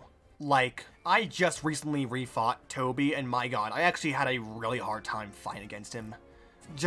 There's something about the upgrades Tobi has got. Like, it might not be major differences. It might not be too obvious to the average player, but, like, it's a bunch of minor differences. It's the throwing in of Viper Tobi's quill shots and, like, his variation of the dive. It's the little Odoisms he has with Odo's movement and the rushes. And just in general, like, it's Tobi. He's fucking fast as all hell. He hits like a goddamn truck, and oh my god, Thunderblight. Fucking Thunderblight with how fast he moves. And it's like, that's a recipe for Stun City. He's legitimately like one of the most challenging monsters in the game. He is a way harder challenge of a Thunder monster, even compared to Rajang and Zinogre. Maybe on the same level as Zinogre in terms of challenge. Because again, I did say earlier, Zinogre in Rise is a hard monster. But he's around there. And I mean, compared to World, like, yeah, he doesn't look as good visually compared to World with his hair and, like, the little follicles with him being charged up. But I mean, he's decent. It's not the worst. But coming to Jura, I don't know how controversial of a decision this is going to be. But I am going to throw it out right now. That, in all honesty. Meh, bad. Because I'm going to say right now, Jura is actually better in this game. I find Jura to be a lot more fun in this game, and actually just competent in comparison to World. Let's put him at top meh for a moment, until if I can figure out. Because I think the main thing with World and Iceborne Jura that, like, made him so forgettable, I think, was a lack of threat. And more importantly, like the lack of active participation in the fight. More than just having unappealing moves, more than just being like a muddy lava sea oaf, more than the arena you had to fight him in and how limited he was in terms of appearance. It was what he was actually capable of doing that hindered Jyura. There are so many moves Jyura has in World and Iceborne that just involve him swimming. It's just him swimming, and it's like, that's a move? I guess that's a move. I don't know. There's such a lack of distinct moves and motion to the fight, and that really hindered Jyuratodus. Whereas, like, in Rise, I can at least say he moves. He has a sense of motion to him and active participation that you need to actually fight him. He moves around, he attacks. I can distinctly remember his attacks and see them coming. And it also helps that, like, you're not in a naturally hindered environment, like with his mud swamp in World. And how more so, they incorporate the slowness into the mud he leaves behind. Like, even with him moving, it's like it adds something to the fight. With him leaving the mud behind that can actually interfere with your not only ability to move on the ground, but also wire bug. And just a bunch of things involving him moving around and actually being kind of a threat, in all honesty, and how that mud could spread around not just with him moving, but also with the little dive attack he has. And I think that's a major improvement Jyura has in Rise. He makes you consider the space you have. He plays with the movement of Rise, the wire bugs. It makes him move more frequently, it gives him distinct attacks, and it plays with the area space you're given. And even things like the little ivory he has in there, where he runs away like 2-3 times in a row to reposition and shoot a mud ball at you. Granted, I'm not going to say this is a great monster or even a good one, but in comparison to what he was like in World and Iceborne as a absolutely forgettable monster, I kind of remember Jyuratodus in Rise. I find him a little bit more fun now, a little bit more distinct and memorable.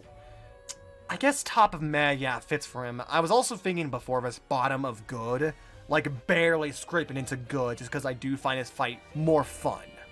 But top of meh works for him as well.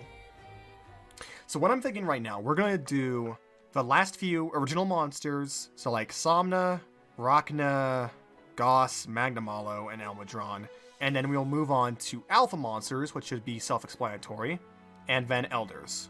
I think that's how we're going to do it. Alright, so okay, let's get the obvious one out of the way right now, because the rest of the non-elder level monsters are stacked in competition. If you watch the streams, you've seen this one coming.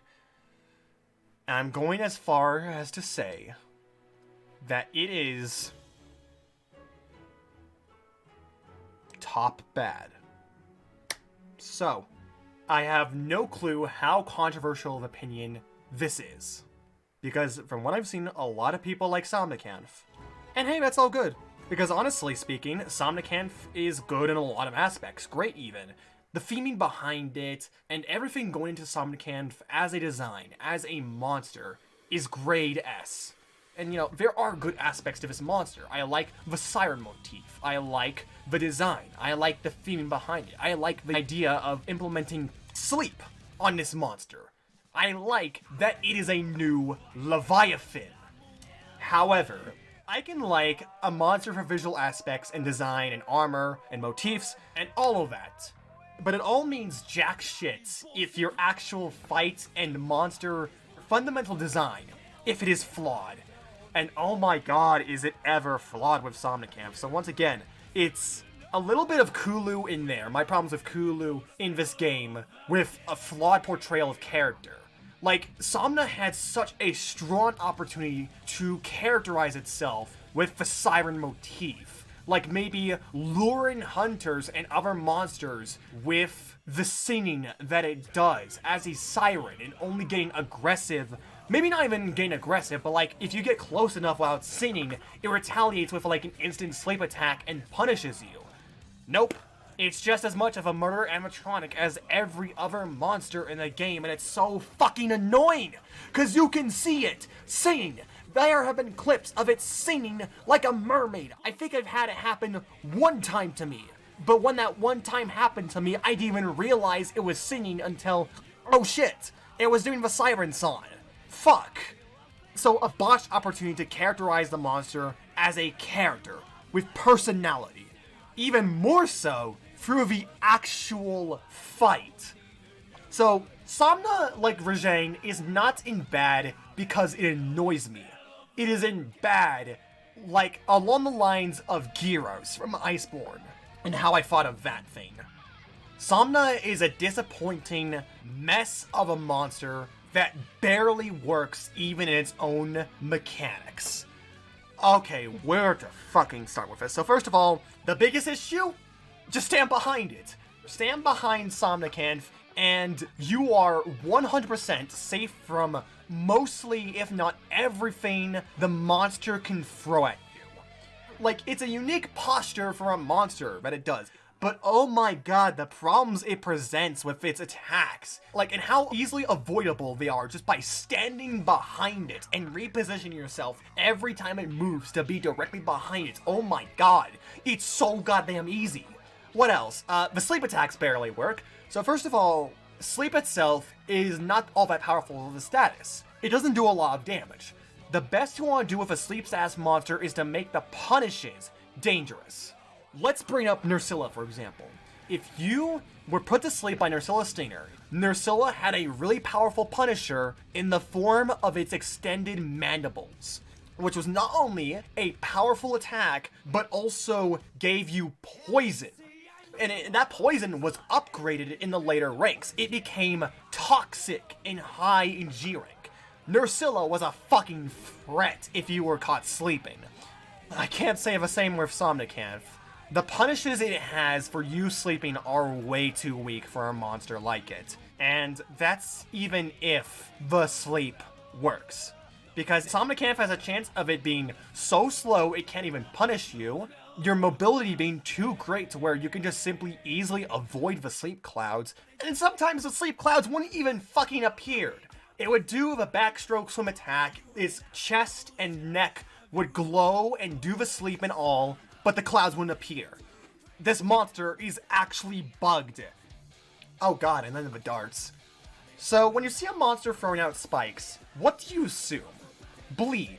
Okay, let's assume bleed. Nope, the spikes don't bleed you. Okay, how about, stun? No, they don't stun you. The darts are just there as another wasteful attack in its arsenal. The darts do nothing. So it's like, if the darts aren't going to be an obstacle, where they do damage, where they inflict active damage upon the field by you just standing on top of it, if they don't inflict a status, what's the fucking point? Let's bring up another example of a status monster. May I introduce to the floor Hyujikiki. This was a monster that, in Frontier, laid down spikes onto the field. It could throw them into tornadoes it created to ricochet them. It could back rub onto the field and leave behind a trail of spikes. It could throw the spikes around by flying into the air in a little circular pattern. And it had a little retaliation attack for if you're being too aggressive by curling up and damaging you by attacking it while it's curled up. The spikes inflicted active tick damage as you stood on it. More importantly, when down to about the last third of his health, Hyujikiki gains status ailments on his spikes. Not just one ailment, but all of them. He gains sleep, paralysis, and poison all in one. And he scattered them around the field a lot. So in the third phase, it became this frantic fest where it's like, it's this monster's last stand, and this monster got really fucking nutty. It went absolutely bonkers with the attacks, and it was such a cool monster. Somnicanth does nothing! These spikes serve no goddamn purpose. They don't do a lot of damage. They don't stay there as like traps for you to walk on and inflict damage with. They don't do bleed. They don't do statuses. They don't do anything. It is a useless move. You might as well throw out the move, discard it from its moveset, and it wouldn't make a difference. Oh, but that's not even the worst thing. That high rank move. I am legitimately baffled by that high rank move. Give a monster a high rank move. Okay, sure, that could increase the threat level and danger of a potentially meh monster. So what the fuck is this attack? I actually want to know what in the goddamn fuck are this monster's hitboxes with the attack. Because holy shit, I have never been hit by this attack. Even standing super close to it, even when directly in front of it, I have never never gotten hit by this attack. What the actual fuck is it? Does it just not have a hitbox? Not a low, still not a low, still not a mid, it's not a high. How does it work? Even Gyros' lack of attacks serve more of a function. I get what they're going for. What is the actual purpose with this attack? What is it supposed to do? I have no goddamn clue. I think Terrami's counter laughs at this move. Can we agree on this, Quentin? Like, Terrami's counter, for as unreliable as it is, laughs at this move. Terrami's counter at least leads to damage if it lands. Exactly. A lot of damage, in fact. Yeah, just even like the charging up of Somna's level 3 with the Sleep Nova is so goddamn slow that I've never seen it work. And there's an easy fix to it. Aknosom Turf War. There is a version of this move it does in the Aknosom Turf War where it's just like instant. It just does it. Little charge up required, which, like, granted, you could say it's a little bit bullshit, but, like, speed up the actual move, please, because it's so goddamn easy to avoid that move or just cancel it out of it. So I rest my case with Somnicanth. Like, again, I like this monster visually. I like it from a design motif, but my god, in a design sense, this is a train wreck of a monster. But enough about the bad monsters. We are now left with a cast of remaining neutral monsters that... oof. So which one to start with? I think I'm going to start with Magnamalo. Because Magnamalo, if you know about me, you already know my general consensus on Magnamalo. I am going to put it...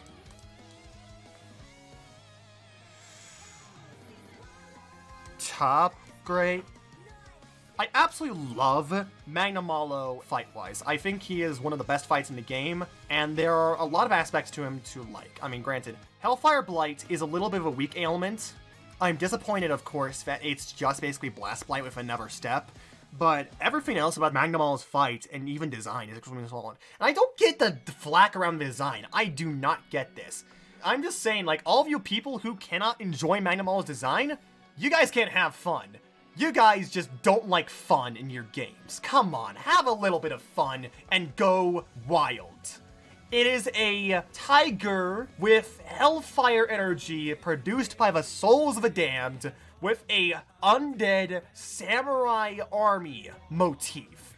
With his tail as a crossbear and sword-like blades on his back and his arms, and even a samurai helmet with extendable tusks like actual samurai helmets or like Oni masks. He is the Wyvern of Malice. If he ain't scary looking, if he ain't intimidating looking, that's a failure. That's an F right away. But fortunately, he succeeds at the test. And fight-wise, there is so much to like about Magnamalo with his speed, his power, the variety of attacks he has, being one of the few monsters in the game that absolutely counters bad wirefall use. He's aggressive, he's dangerous, and as much as I like Nergigante, he even does Nerg's mechanics better. It keeps the best of Nerg's mechanics of being aggressive, but makes him, A, last longer and have some neutrality, but it also adds more onto the mechanic by changing up and modifying his moveset based on the part of his body that is charged up, which gets especially intimidating and dangerous when we factor in high rank and his Dragon install. And oh my god, his high rank with the goddamn Roman cancels. He's a fine game character. He's from Guilty Gear. He is literally so bad guy. So if I have this much to say about Magnamalo, why am I not specifically putting him in Fantastic? Well, that goddamn story and his importance as a flagship. I already went through this in the review, but oh my god, Magnamalo might just have the worst story importance of any flagship in the entire series. Worse than Seregios, worse than Nergigante, even Generations and Gen U. It is an absolute travesty what they do to Magnamalo in story importance and execution, where he has a ton of potential as a feaster of the hordes and everything, but they end him at 4-star. There's an entire rank afterwards that you're still fighting monsters in, so the story just ends early.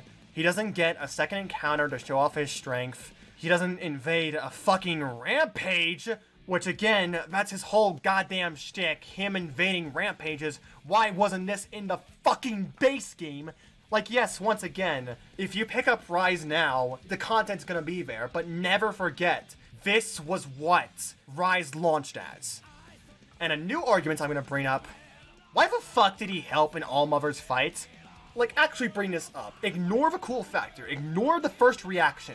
Why the hell does he help you with the Allmother's quest? Magnamalo benefits off the Rampage. It is specifically stated in the game by the blacksmith, Hamon.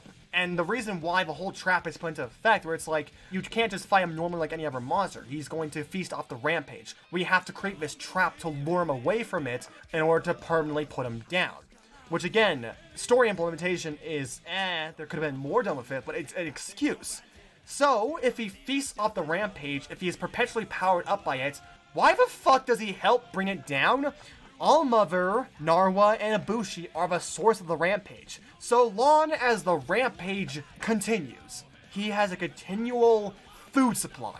Which, actually, logically speaking, never mind how it's like, assuming there are multiple Magnamalos, how the fuck does that work in an ecosystem balance sense? Like, if there are an entire species of Magnamalo all feasting off the Rampage, good lord, imagine what that does to the population. But like, just even like a singular Magnamalo, why does it help you? It is going against its nature and what specifically benefits it. Like, as much of a cop-out as it was, say what you will about Ruiner putting the final blow in Shara. It made sense. They established that Nerg, even in base world, is an eater of elders. He has turf wars to provide that fact, where he throws around monsters like Kush and Teo like they're chumps with his bare strength. Even if he isn't shown specifically eating an elder, he is supported as someone who can go against elders, and actively does. Then they further establish in Iceborne with Ruiner that he is a protector of balance, that he is there to ensure that something doesn't get too powerful within an ecosystem. Which, again, that's a little bit of an iffy thing, because like now whenever something like Allmother Narwa happens, it's like, why didn't Ruiner, Nergigante come in to stop? Like, that would have been a better excuse, because we already know Nergigante is a protector of balance. It feels like as if they just slapped Nergigante's role onto Magnamalo into the end because, oh hey, we need to have the cool Wyvern Ride gimmick play a part into the Allmother fight. And nowhere is it specifically stated something like, okay, Allmother is such a threat to the ecosystem, to monsters at large, that it actively screws over. Like, yes, the Rampage will still exist, but the threat of Allmother and the damage it causes outweighs the positives. Nothing like that is explicitly stated. If that was explicitly stated in the game, okay, fine, I could forgive it, because then it's a case of, like, the bad outweighs the potential gain Magnamalo could have. But there is nothing supporting that fact. And unless if we get any information from, like, that book or whatever, it's nowhere in the game. There is nothing supporting that fact. It is all just theory and speculation for why he does it. So yeah, that's what's holding back Magnamalo, and it's like, I know fight-wise, like, you could say, again, story doesn't matter, but as I said in the review, story does matter. Story informs a lot about a monster game, its location, the monster roster, the characters, the mechanics, everything. Story matters a lot in a monster game, and I hate that people don't realize that. So to have a monster like Magnamalo, which just absolutely fails the hardest out of any monster in the series, I'm sorry, man. I can like your fight, but there's just too much holding you back. And you want to know the good thing about these next few monsters? I mean, spoiler alerts, but like, these are all extremely solid. It's just a matter of which one do I want to approach first. I'm gonna talk about Rakna-Kadaki. And you already know how I feel if you watched the review. Straight up fantastic. I was looking forward to Rakna so much when we first saw glimpses of it, when its name was actually shown, and this is a case where the hype beforehand did not disappoint. Rakna-Kadaki is a complex, intricate, mechanically deep fight that provides lots of enjoyment throughout. And once again, Rise doing a favor with old classifications that haven't gotten love and giving us yet another Temnosarian. The only ones prior to now was Nerscylla and its subspecies. That's it. So to have another one, I'm all up for. And I love Nerscylla. I love the Nerscylla, and I love Rakna-Kadaki. This is like up there from like my favorite monster in the game. It's like this and Basil, I feel, are tied.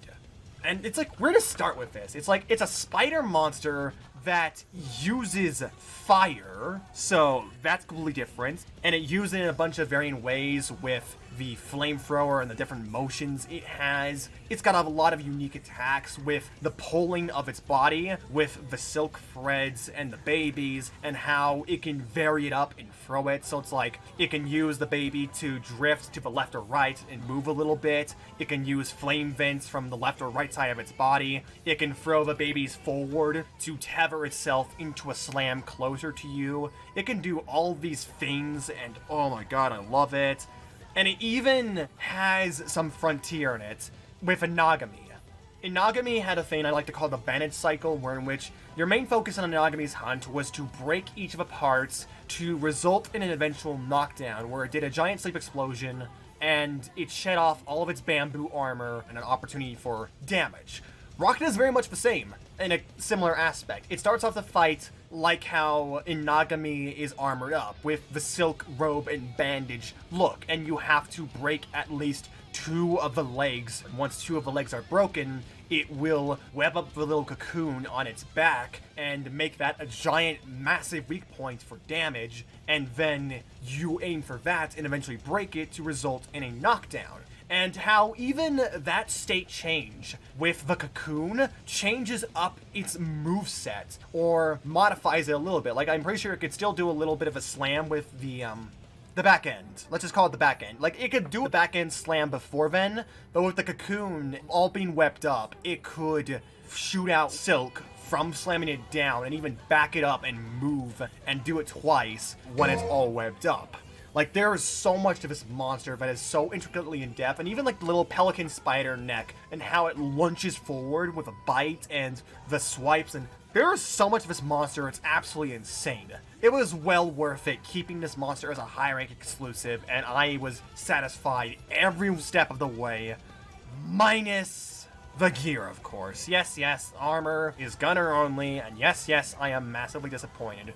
Again, this isn't a visuals thing. This isn't just a visual looks thing. This was me wanting to make a completely new armor, forge some new skills, have a different experience. And I didn't get it. It was exclusively a gunner armor. Fuck you, Rise armor system. God damn it, I hate it so much. But it's like, other than armor, Rakna is a perfect monster in my mind. Rakna is a perfect monster in mechanics, complexity, fun, design, everything about it is perfect. And now, from one fantastic into yet another. This feels like cheating, like just one fantastic into another. What is this? But I'm not the one lying here, because Goss Harag is indeed a fantastic monster. Whereas Rakna, I was hyped for it ever since it was first shown off, Goss Harag, I was not. I mean, I liked Goss Harag in the reveal, I liked it, but I wasn't as hyped for him as I was, like, other people. He was the second big monster that people paid attention to after Tetranadon, but I just never paid that much attention to him up until the game came out. And my god, actually fighting him in the game was a completely different experience I was not expecting. And again, like a new monster for classification, a fanged beast. Him and Bishaten are new fanged beasts, and like, they are completely different from Arzuros and Volvidon and Lagombi. They are 2 completely different beasts. And the inspiration and design with Goss Harag and the bear, with the Namahage yokai, and of course, the dual-wielding, dual sword, great sword fucker. And in base Rise, I would say he was the best example of a monster that just absolutely punished you and was all about Wyvern Fall. If you bursted, if you used your Wyvern Fall at a wrong time and you didn't have it later on in the fight, he incredibly punished you for that wrong decision. He had so many strong, powerful, very deceitful combos and attacks that you think are slow, that you think won't reach you, and then he just fucking rushes over to you like the crazy axe murderer he is, and he bonks you over the head, and he stuns you, and he does the murder walk-up. Eat your heart out, Rajang. But yeah, no, there's just a lot to love about Goss Harag. The way he fights with a very deceitful, slow approach, but also being surprisingly fast. And it's like, this is a case of like a monster switching between two modes of offense, with the slow and the fast, and not feeling cheap with it. Like, I could see it being very easy to mess up this idea of the fight. But with the way Goss Harag moves and the moves work, it doesn't feel cheap in the slightest. It feels natural in a way for him to be simultaneously slow and deliberate, but also fast and relentless. The very physical brute feel with his punches and I guess kind of a little bit of a power, but creating a blade or club out of ice. Even still, he still remains a brute, even with the ice power he has, to just slice and bash your head in. And just the moveset change when he gets the club or greatsword, and how he uses it like a tool where it's like the club is more effective at KO and just the sword in general for reach, but he can also, if he wishes it so, throw whatever he has on him at the player and discard the tools as a projectile. Once again, fighting game mechanics! I guess the one thing that weirds me out about Goss Harag is admittedly his beam. And that's more so just the thing of Rise's graphics and everything with it. Because that beam does not look good. It's a retextured beam like all the other beams. And it's so awkward how they could have made it more like a gassy breath, like a chilly breath kind of thing, like Velkhana. But no, it's just like a solid beam. And it looks as awful as the other beams in the game, and it looks even more awful because of how abruptly it ends, without it like tapering off naturally. So that's like my one complaint about Goss Harag. Other than that, like Rakna-Kadaki, this is a near perfect monster in Rise. And now, Almudron. We have Rise's equivalent of Namiel, it seems, for a lot of people. But, just like Namiel, I do not see it. I'm gonna put him in bottom fantastic at the moment, unless I feel more confident in, like, top grades. Namiel's controversial? Yeah, you didn't know? Namiel's controversy was more among speedrunners, if I recall correctly. Apparently something about hit zones and people not being able to be patient and just wait for the steam clouds when it explodes the puddles to wait over. Almudron basically takes a hot shit on Jura, let's be fair. Well, yeah, he completes the mud trio, essentially. And the point I made earlier with Bishaten, where it's like palate cleanser monsters like these are needed. Otherwise, monsters would just grow more and more stale. And Almudron, again, fits that deal. This is a monster that uses a typical skeleton, the Leviathan skeleton, but completely flips it on its head. You now have to deal with this monster where it's much more like a snake wyvern in terms of proportions. It's much more like Naturala in terms of the space he occupies on screen and how you have to deal with it. What with the tail being to the side of him and the size of Almudron as a whole, and of course his Oasis powers, where he just melts the ground and sinks into it and swims through it. And how that just completely also changes up his moveset and throws something else at the player to deal with. He's got a lot of tricky moves involving primarily that tail with him, where in which you'll fling it around back and forth, curve up the animations. You'll use it like a punching glove, especially with like the mud ball. He'll slam it into the ground when he's taking his bath. He'll stir up the mud and create mud walls. And there's so much about Almudron, it's kind of hard to digest. Like Rakna-Kadaki, this is a really complex and intricate monster with a lot on offer.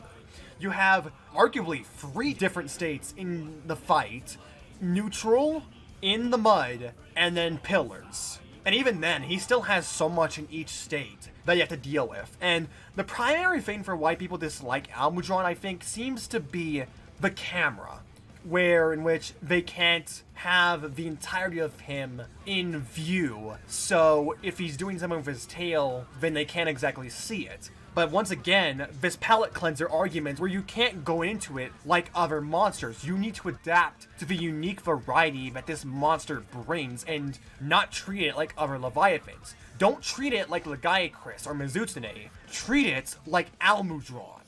And learn to adapt to the unique tells, the moves he has, the systems at play with the Mud Ball, and how you can completely negate his, I guess, super with the Mud Ball if you damage it enough. And overall just learn where, even if the tail isn't on camera, look for the subtlest of body motions and even the time it takes for the attack to come out. Keep an ear and an eye out. But yeah, like, again, I really like Almudron. It's a unique Leviathan. More mud monsters is nice, and goddamn, his design. Like, I thought this was an Elder Dragon when it was first announced. Am I the only one to feel that? Like, the Chinese dragon serpentine look to it really made me feel like, oh shit, this is an Elder Dragon. We're getting a new one. No, it's a Leviathan. But it's like, I could totally see it being an Elder Dragon with its powers and just how fucking weird he is. Like Namiel, I don't see a lot of the complaints people have with Almudron. I don't see it personally. Even if there are problems, they don't play too much of a factor into the fight to completely ruin it.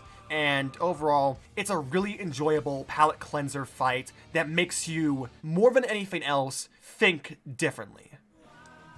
Let's get them out of the way right now. Let us do all of the alpha monsters at once.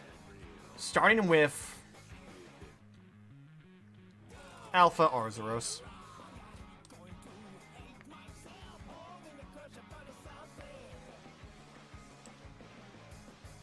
Okay, actually, real talk though. Why is this guy hard? Like, I remember distinctly fighting, it was the Glasses event quest, and it was solo, and it's like, why does he hit so damn hard? And also, why does he have just so many combos and attacks that keep going?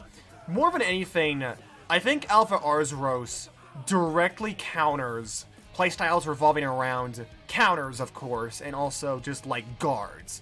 Like, if you're a Longsword or even a Charge Blade, it's like, yes, counter this slash into SAD. It's like, Alpha Arzuros really punishes you for that, because he has a habit of just continuing his combos and attacks, and it's, oh my god, it's so damn annoying. I think more than anything, I just hate how long a lot of his attacks go on for, and the amount of swipes he can just do before stopping, and everything else, and it's like, It's just Red Helm, I think, with, like, maybe one new move, which even then, it's just blended in with everything else, which I can't remember.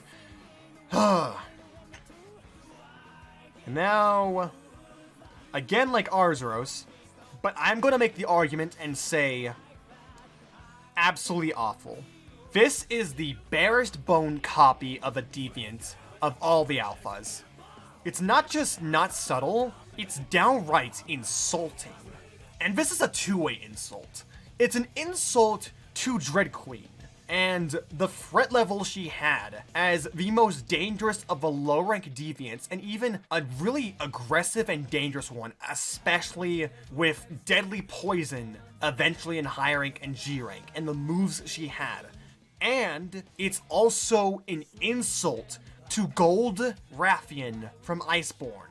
And again, the facelift that Gold Rathian got and how much absolutely improved with her in terms of mechanics and complexity, and armor bouncing, and having the Hellfire mode.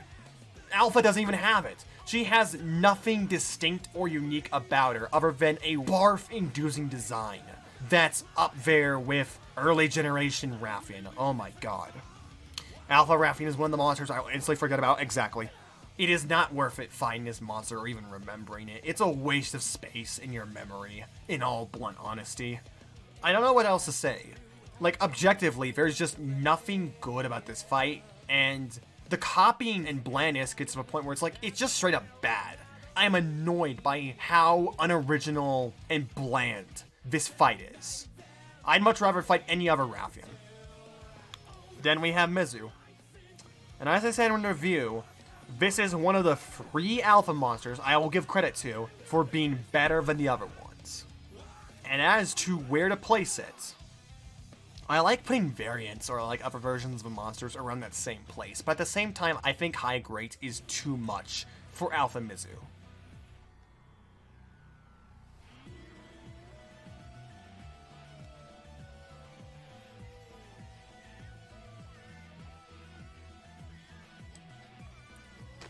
I'm thinking around mid-great. Because once again, Alpha Mizu does actually change from the rest of the alphas. It has some unique things going for it, and it's not just a carbon copy of Soulseer. And if anything, I will say out of the alphas, it is by far the best design. Like, holy shit, I don't even say it's a bad or even a meta design or even ugly. This is a beautiful design. Something about the mixing of the colors, the contrast, the tolerance, the saturation, and the glowing tail when it gets enraged. Something about it all just clicks with me. It's not just saturate scars all over a monster for the sake of it. It has very few scars throughout. It more so lets the colors and elegance of Mizu speak for itself, rather than having to be overdramatic by like, oh look, we have scars and damages, we have PTSD, we're angry. But yeah, it's a lot of subtle changes with Alpha Mizutsune, but they go a long way to make the fights actually different.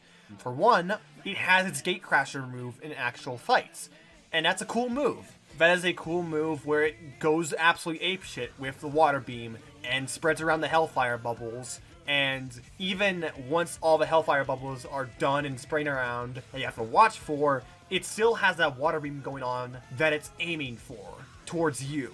So you still have to keep an eye out on like, okay, if the attack isn't done yet, I need to wait until the water beam is over, then close in. And then it's even cool how like the notebook itself points out, hey, you know those kunai you rarely use? You can use those to pop the bubbles. So that's such a cool mechanic that they actually introduce, even if, like, I will admit personally, I do not use the kunai even for that attack, but it's something. It is something to that attack in Alpha Mizutsune. It's a lot of subtle changes, again, with Alpha Mizutsune's movements and how it creates the bubbles, but it creates a uniquely distinct feel to the overall fight.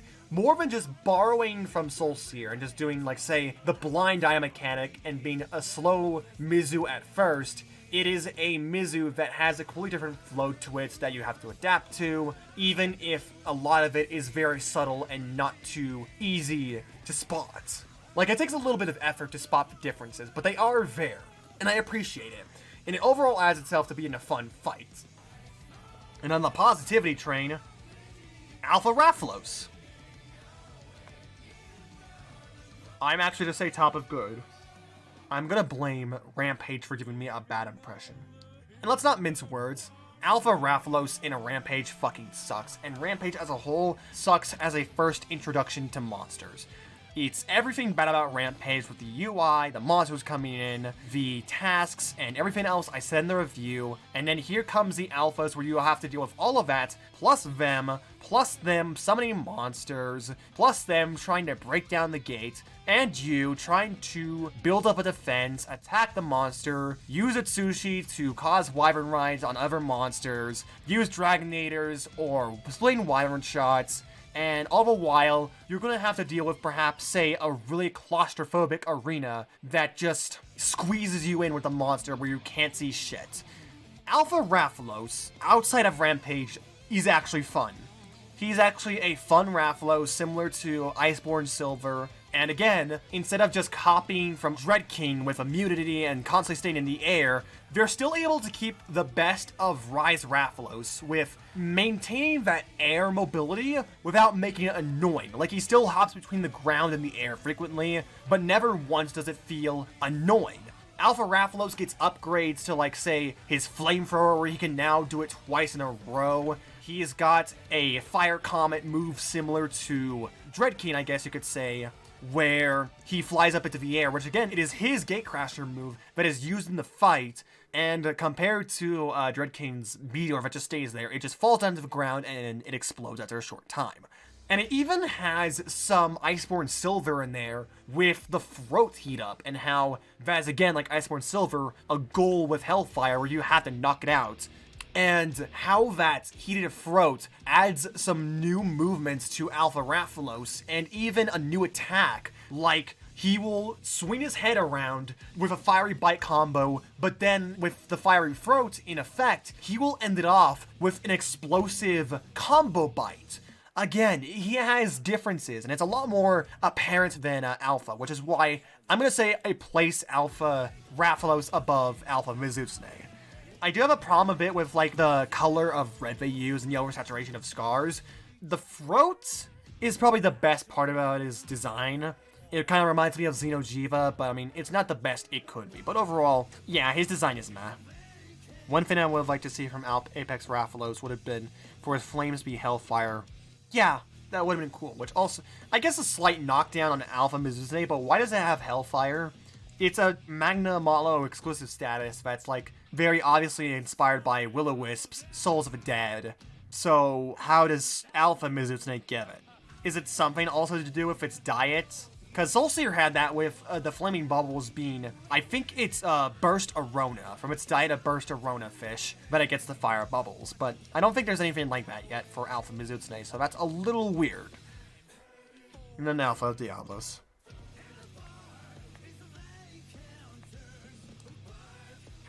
I'm not annoyed by this thing like with Tigrex and Anjanath. Its annoyance more so in how much do you copy? For a while there, I thought that the little carousel move he has, and when I'm referring to carousel, you know, the move where he spins his head and tail around, where he stands still for a while, and then he spins around in like a circle while moving. That's what I call the carousel. For the longest while now, I thought that that was a unique move. Like, okay, he borrows a vast majority of his moves from Bloodbath, but he at least has one unique move, right? The carousel. That's his thing. Nope. It's not. It's not unique. Because I recently fought Bloodbath Diablos, and Bloodbath has that exact same move.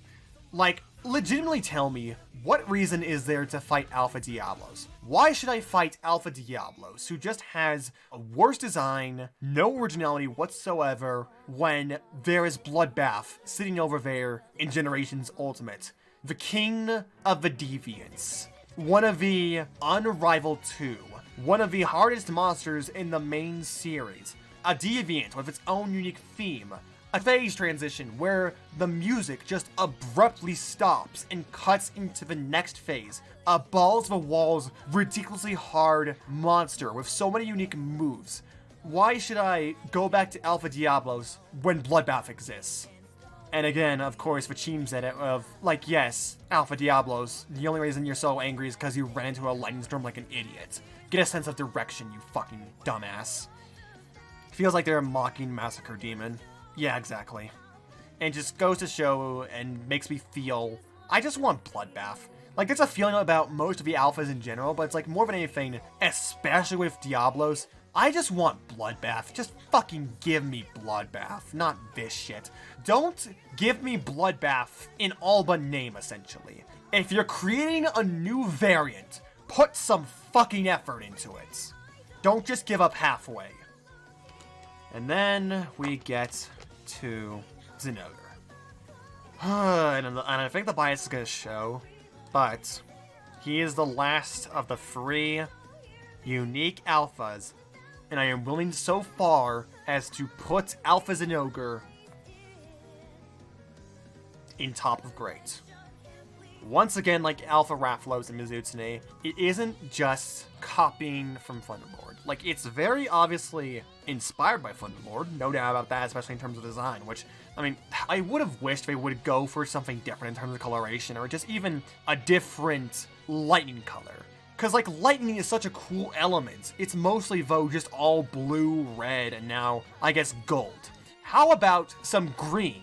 Like with Thunderlord when he's not charged up in Astalos. How about some purple thunder? Like, have you ever looked up pictures of thunderbolts, or like even just like a variety of them? They can come in all sorts of colors, and those brief flashes they're out. It's so goddamn cool. But I mean, outside of the Thunderlord inspirations, this is the most unique of all the alphas. This isn't the case like with Soulseer, where it's very subtle changes, or with Alpha Rathalos, where it's like, there's a few changes throughout that change the fight. These are changes that Alpha Zinogre has that completely changes the fight. Like, holy, that's not a joke I said in the review. it's not just my lingo going back. Like, he's an actual fighting game character. He has the tail flip up as a launcher to combo you into another move. Or even the power waves that he's got, which also launch you up into the air and inflict Thunderblight to eventually follow up on and deal some damage. And he's got variations on his normal Zinogre combo structure. And then there's his charge state, his Thunderbugs act completely different compared to Zinogre and even Thunderlord. And then there's his super. Dear fucking lord, his super. We didn't even see his super on stream outside of Rampage Hunt. It required me recruiting Draven and letting him see Thunderlord. Like, hey, you want to fight Thunderlord outside of Rampage? Is pretty fun. To see the super move for the first time out of Rampage. And my god, I was in for the biggest shock. Like, holy fuck, what else does this monster have new? Why does this alpha have so much more effort and care put into it in new moves and just talents in comparison to every other alpha in the game? Oh wait, because it's Ichinose's baby. That's right, it's Zinogre. Ugh. Like, I like Zinogre, but I feel dirty just because of the stigma he's gotten and how much bias the directors give him.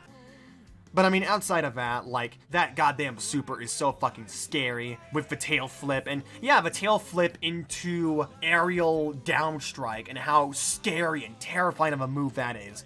And the way in which the super is like, it's 3 of those in a row once he supercharges up, but it's like also you have thunder paths chasing after you, branching out from the central core of Alpha Zinogre, charging, and then at the very end of it, just like fucking Thunderlord, he can choose to expend all of his energy in one last final flash. It's such a cool alpha and such a cool move. Yeah, no, Alpha Zin is a surprising challenge. He's definitely one of the most difficult monsters in the game, the best alpha, the most changed alpha, and the most original alpha. So congratulations, Alpha Zinogre, you are the most interesting and best monster of a group of mostly mediocre copycats. Hey, it's the little things you gotta think of. So starting off, Chameleos.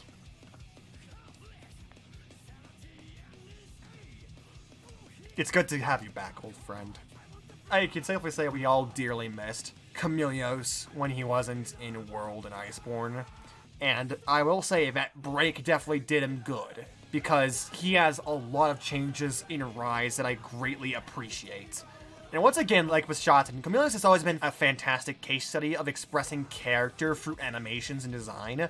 He does that even more so in Rise, and it's a joy to see him. Like, I always melt on the inside and giggle seeing him prepare the Fog Rain attack and do the little dance before he drops into the air and spits down the poison orb that eventually spreads up, and then he can either decide on whether expanding the clouds outwards or expanding them inwards, which is a cool thing. And he still has that. He still has the poison cloud manipulation with the Wind Gut. He's got a lot of cool, unique moves now, and he moves especially differently when he's cloaked, and I like the effect for his invisibility and shimmer as a whole, and how they keep the thing where it's like when you break apart on Chameleos, it's easier to see him invisible. But like the one thing I was interested most about Chameleos by was his item stealing.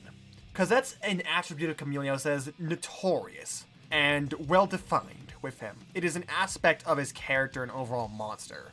The problem came in when World and Iceborne and Rise kept it, where you could just go back to camp, you could fast travel, and you could restock. So if a monster that steals things, what's the point of having him steal items when you can just restock it, when you can just go back to camp and restock that ancient potion that was stolen? So how do you fix it? You change it instead to be another fundamental mechanic of Rise, the Spirit Birds. And more than just stolen, he actually is buffed from stealing it. So if he steals a power-up Spirit Bird from you, he actually gets stronger, and my god, that's another thing. Chameleos is actually really dangerous in this game. He moves differently, he hits hard, and he finally has Toxic. He can have defense up, and just how he'll even show the Spirit Bird cloud around his mouth when he has it.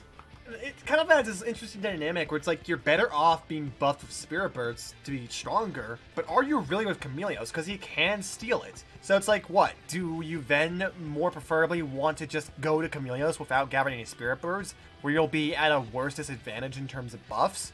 It's an interesting quandary, but it doesn't completely fuck you over if you choose not to. It's up to you. And even then, it's not an instant guarantee because he has to hit you and steal it in order for it to actually become your worst enemy. And it's cool how you can regain the Spirit Bird buff back by hitting his head enough and all of that. The one thing I will say I don't like as much about Chameleos in Rise is his topple. I don't feel a topple for Chameleos was needed. Granted, I find the super attack cool when he does successfully pull it off. It's dangerous, but I don't think it was necessary making it so easy to topple, especially in single player. Like, compared to any of the other elders or anything else, he is like the easiest to knock out of it, and that's a shame. He could have just had a little charge up animation and make it harder to topple it when in invisibility. And depending on if you've broken a horn or a tail, it's even easier to topple because it's more apparent where he is. But I mean, other than that, that's like the one thing I have to say about Chameleos I don't like. Everything else is like perfection. Welcome back, old friend, and what a great retooling of his kit into a game. I heard that if you go without the buff, you can steal your items. Oh, huh. So he can resort to that if you have no Spirit Birds. That's neat. That's neat that they still keep it. Okay, so you have the best of both worlds.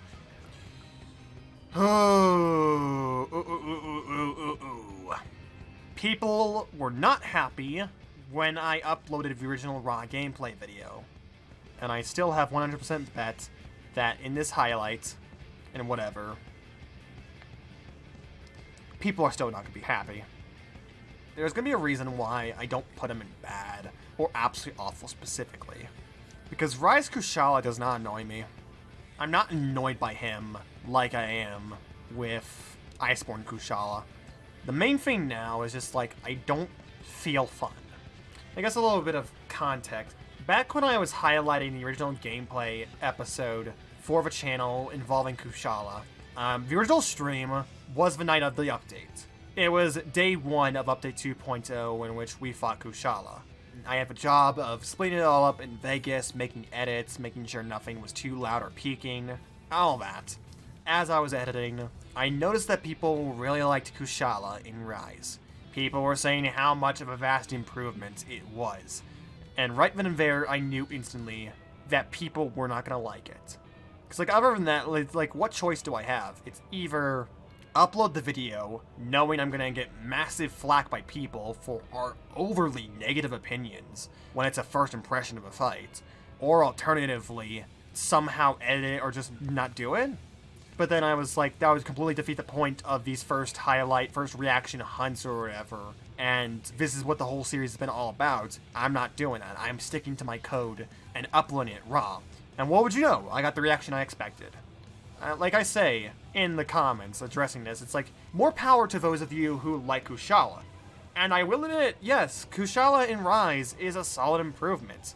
Like, let's get the positives right out of the way. This is a much more bearable fight. For one, you can actually fight Kushala.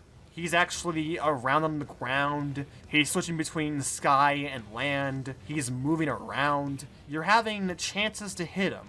You are actually interacting with him rather than being a passive participant like you were in Iceborne, just waiting for him to get the fuck down. Okay, good. They toned down the wind barrier. Alright, yeah, that was a major issue with Iceborne Kushala in World. And they even bring back the old weakness of poison. And again, the main problem with Elder Seal is that, like, it's not an applied status over time. Once Elder Seal procs, it doesn't stay there, it just procs. Meaning that if you're fighting a Kushala or a Kirin and Elder Seal procs, their armor can be removed, but then seconds afterwards they can immediately reapply their armor and they won't be weakened because it's not a status like poison that stays there. You have to build up that Elder Seal till the next proc. And the fact that, like, Kushala still caught poison like the common cold, but it was nowhere near as effective, and it didn't serve a purpose anymore. So that's fixed in Rise. Alright, solid. What else? You got some new moves, Kushala. Okay. there's actually more going on with Kushala, some different movements. He's got a frontier combo extension where he throws you up into the air. He's got some new moves involving black wind with the tornadoes moving around and other stuff. Okay, I can't bring up his moves without bringing up what was my original complaint in the original hunt, which was the copying of moves. Which, I'm still going to say I'm slightly peeved about it, but I'm not as peeved. Because again, I'm accepting of monsters borrowing moves from other monsters. It's like a thing of like, if it's a similar monster to the monster using it, or if it's like a similar classification, then sure, alright, that makes sense for them to use it. Or alternatively, have a little bit of inspiration with that move, but change it up just slightly enough. And I mean, yeah, like Kushala's borrowed moves do change. I just think we were kind of peeved at the moment because it was Kushala. We kind of have a reputation of hating Kushala, especially Quentin. So it was very strong and evident in that hunt, the hate. And it was just this thing, I think, of seeing other monsters we much prefer fighting and just seeing their aspects being stolen by Kushala that irked us. I'm still going to say Amatsu's Super is the most stolen. Like, it's just 1-for-1 Amatsu's Tornado Super, without being nearly as threatening. It still sucks you in, he stays stationary all the while giving you a chance to stun him and flinch him out of it, and it still results in the same effect of a gigantic tornado sprouting from where he is. It's a different animation that plays, where Amatsu twirls around and flies in a circle to create that tornado, and Kushala just stands there or flies up into the air, but it's basically the same tornado end result. But it's disappointing because I feel like the cutscene gave a perfectly good Nova for Kushala if they wanted to. Have him instead do what he does in the cutscene, where he flies up into the air, swirling around the arena rapidly to gather up momentum for the winds, and then it finally unleashes the cyclone and flies into the eye of the hurricane before unleashing it. And more importantly, I think I feel the need to address to the devs, like, they have this sudden urge where it's like every super move nowadays, it's like you need to be able to stop it. And granted, that's like cool that you can stop a lot of moves, but I am completely fine with not stoppable moves. Like, hell, let's even bring up, All-Mother's Super. Granted, you can negate the Sapphire Star portion of it, but you cannot negate the Atao-Ka portion. You cannot negate everything that happens up till the Sapphire Star point. You have to deal with it. Or with Guanzuru's Nova, where once at that portion of health, it was this screen-wide area nuke that absolutely melted for your life, was an absolute killer, and you had to be pinpoint accurate with Superman diving it, else you would die because of just how long it lasted on the field. But like, again, like, I like some moves, some super moves, with you being able to cancel it out. It rewards the player for aggressiveness and adds a bit more interactivity into the fight. But that doesn't mean every super move other monsters do, like Kushala, need to be stoppable. I am completely fine if it wasn't stoppable, if you just had to deal with it and if it relied on your timing with a Superman dive or a counter in order to completely avoid. And in the case of Kushala, the super would have benefited more in being distinct if you couldn't stop it. If it was, again, like that super that it was in the intro cutscene for Kushala in Rise. But more than anything, it's like, this is a solid improvement, but once again, I don't care if it's a solid improvement, I just don't like fighting Kushala in this game. And I think it comes down to how nothing Kushala feels in this game without the wind barrier. Like, don't get me wrong, I'm happy the wind barrier has been knocked down a peg from how annoying it was. But now it's like the complete opposite side of the spectrum, where the wind barrier might as well be not there. With how you can just be even up close to it and it doesn't matter when it's black winds, and just how little it affects you in your movement. And this is like Kushala's defining gimmick with the wind barrier, so it's like, if this is pretty much useless, if this serves so little function in the battle, even when you don't apply poison to it, it's like, what's the point of it being there? Like, am I saying go back to Iceborne World? No! Fuck no, I am not saying that. Am I saying go back to old gen Kushala Daora? No! That was still annoying as fuck. And I like the differences and changes they made with Kushala. And yes, it is a more fun fight. It is more bearable. But I just don't like fighting Kushala in general. I will admit to it being a good fight, but I will not admit to it being a fun fight for me personally, or even being high up all there. Which is why it gets bottom of the meh. It improves enough to escape from the former bowels of hell it lived in Iceborne, but it's just barely out of it. And now, Teostra. And I'm gonna throw a curveball at you right now. If you're thinking I'm gonna put him in great, like World and Iceborne, you're dead wrong. Does that feel right for me? I'm gonna be honest, yes. I know this looks like such a strange decision. You might be saying Monarch, but it's just World Teostra. How can you like Teostra in World and Iceborne, call it your favorite incarnation of it, and yet despite the fact that Rise is basically the same, how can you drop it entirely into the meta tier? Good question, and I'll be getting to that. As strange as this is gonna sound, two things. One is a new attack it's gotten. Maybe not a new attack, but it's an addition to an already established attack he has where he plunges down from the sky and lands onto the ground. You know, the typical swoop down when he's landing from the sky. And for whatever reason, the geniuses at Capcom decided, oh hey, because apparently this attack needed something else, let's give it fire after effects. And I'm just like, why? What does this add to the attack? How does this make him better? I mean, it's a landing. I'm gonna get away from the landing regardless. What point does this serve? And it's just more so an annoying addition more than anything, where it's like, of all the things you could have done, you just do that. And the second main reason, the particles. With a monster as heavily effect-based as Teostra, it is absolutely imperative that you make the effects and the visuals of what's going on as clear and efficient as possible. If there's a lot of effects going on screen, the player needs to understand what is going on to even make a move and act accordingly. And for whatever reason, I just find his particles so much harder to read in Rise. And it also just has to do with how they reversed the change from base World and Iceborne, where in which there was these clearly defined and established rings.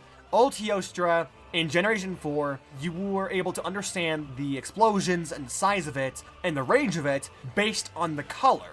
So then you could understand the proximity and how far or close it is. In World and Iceborne, they made it way more clear with the overall blast cloud effects and knowing that, like, oh hey, those are pockets of explosion going on, but also a visible, tangible ring on Teostra or around him that distinguishes and tells you, okay, this is the area these explosions are going to circle the perimeter of. With Rise, they regress. They, for whatever reason, regress from World and Iceborne. Once again, despite being an addition for the best, they decided, nah, fuck that, let's go back. And now, because of that and the visual change, it's so much harder to tell what is going on screen or like where the particles and the explosions are. It's a mess. And this one thing with the regression from World to Iceborne and the visuals is enough to make me not have fun with Teostra as much. I'm sorry. Like, this is not a bad monster. I still much prefer over Generation 4 Incarnation. But, oh my god, why the regression from World to Iceborne once again? And now, we get to Valstrax. Crimson Glow Valstrax. And, I feel conflicted about this. I'm going to say...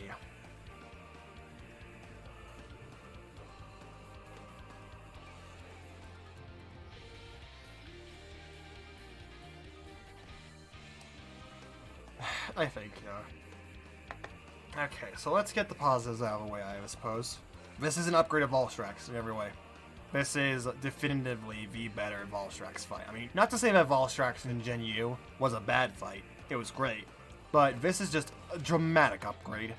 There is so much new to Crimson Glow, a lot he brings to the table, differences in combo structure, flexibility, and what you're typically used to even compared to G-Rank Valstrax in Gen U. He's got a lot on table.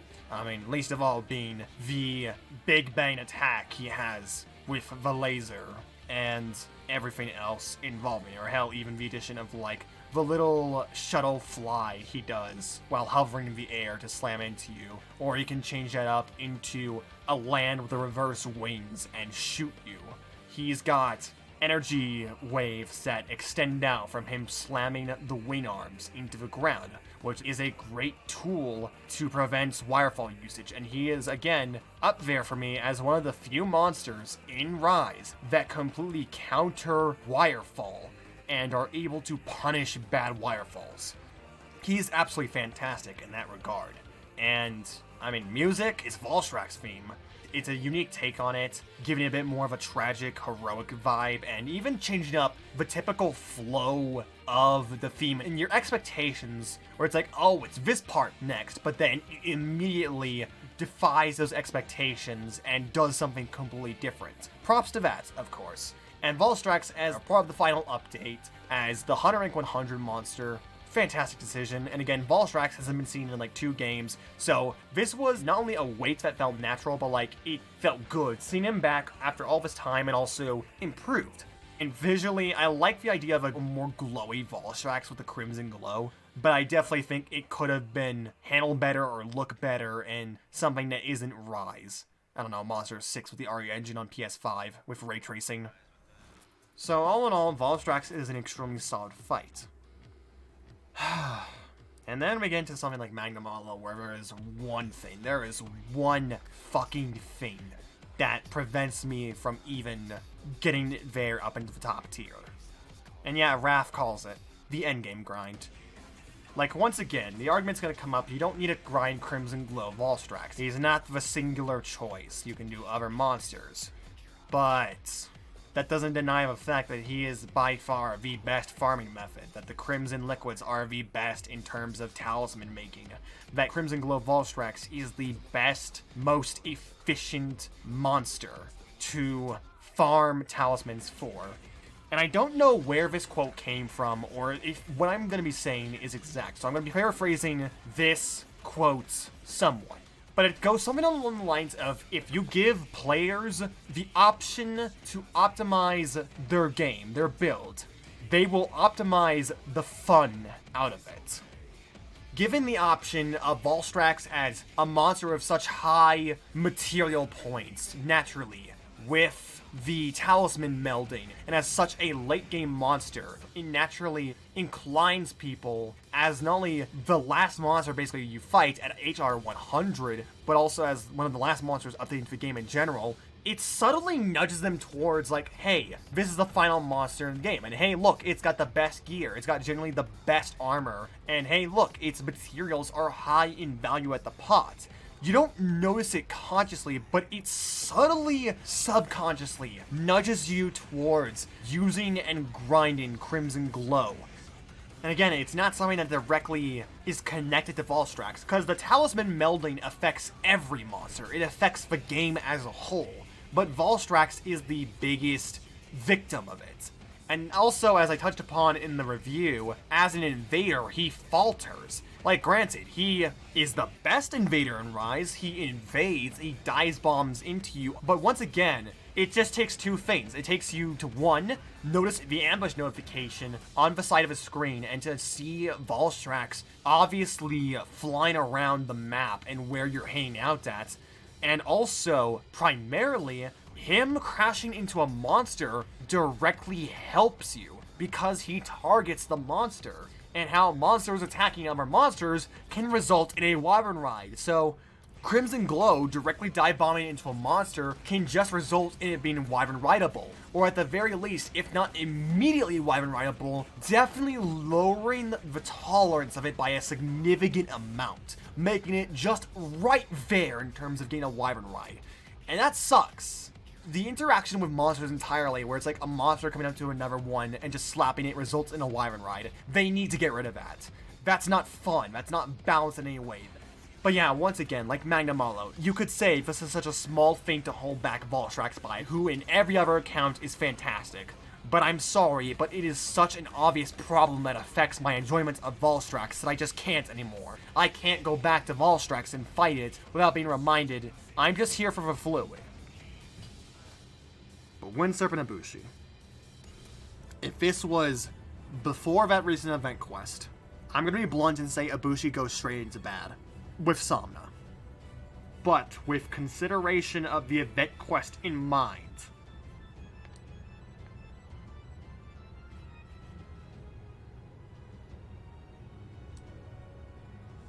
because a lot of the supplementary factors around Ibushi do help it. So, I think I'm going to put it there in the middle of meh. And let's just get out of the way. It's a very much like Somnicamp situation. Fantastic presentation, fantastic music, fantastic design.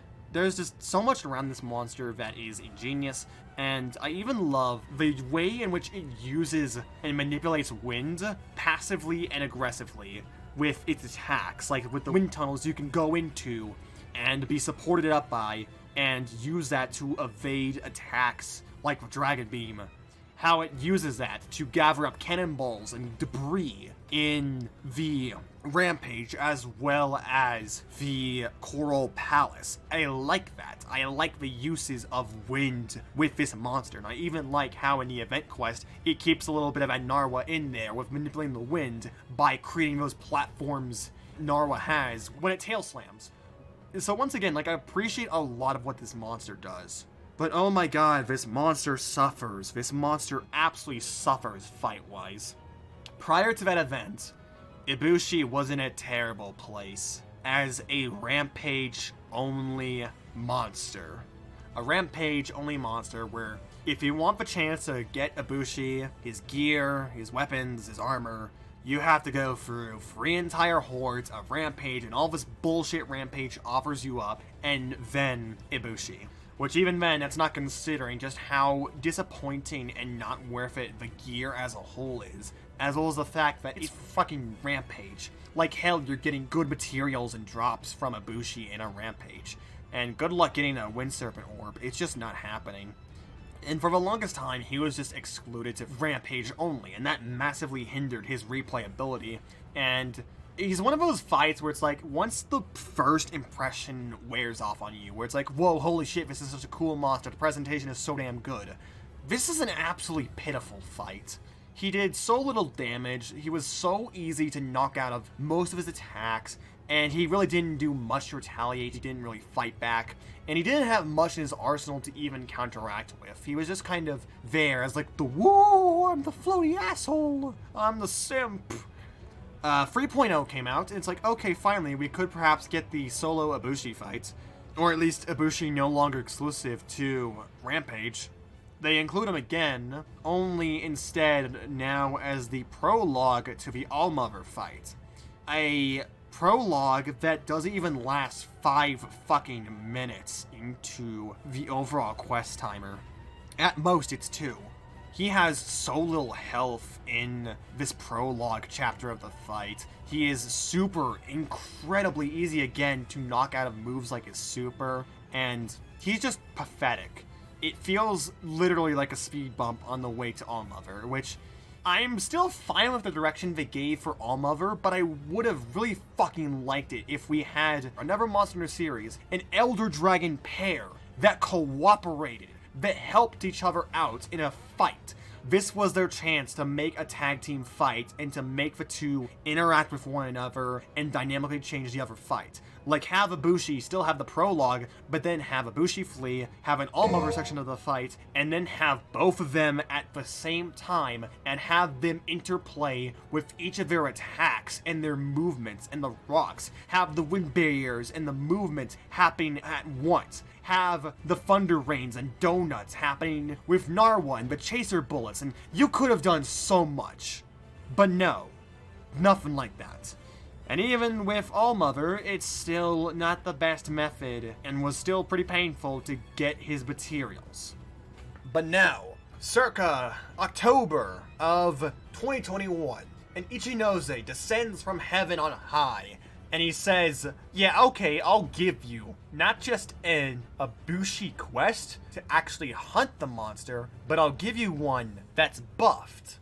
The people rejoiced, and I rejoiced slightly. Because, like, okay, finally, we have a reliable method to farm and hunt Ibushi. Thank fuck. But then immediately, I'm like, wait a minute. This is just the Allmother fight. This is just the Allmother prologue extended over 15 minutes. Outside of a HP buff and supposed damage increase, which even then doesn't feel all that substantial because it's a Bushi, doesn't do much damage in general, so unironically, he feels about the same in the event quest in terms of threat level. There's exactly, Edgy Ziggy. Like, wait, what? There was a damage increased?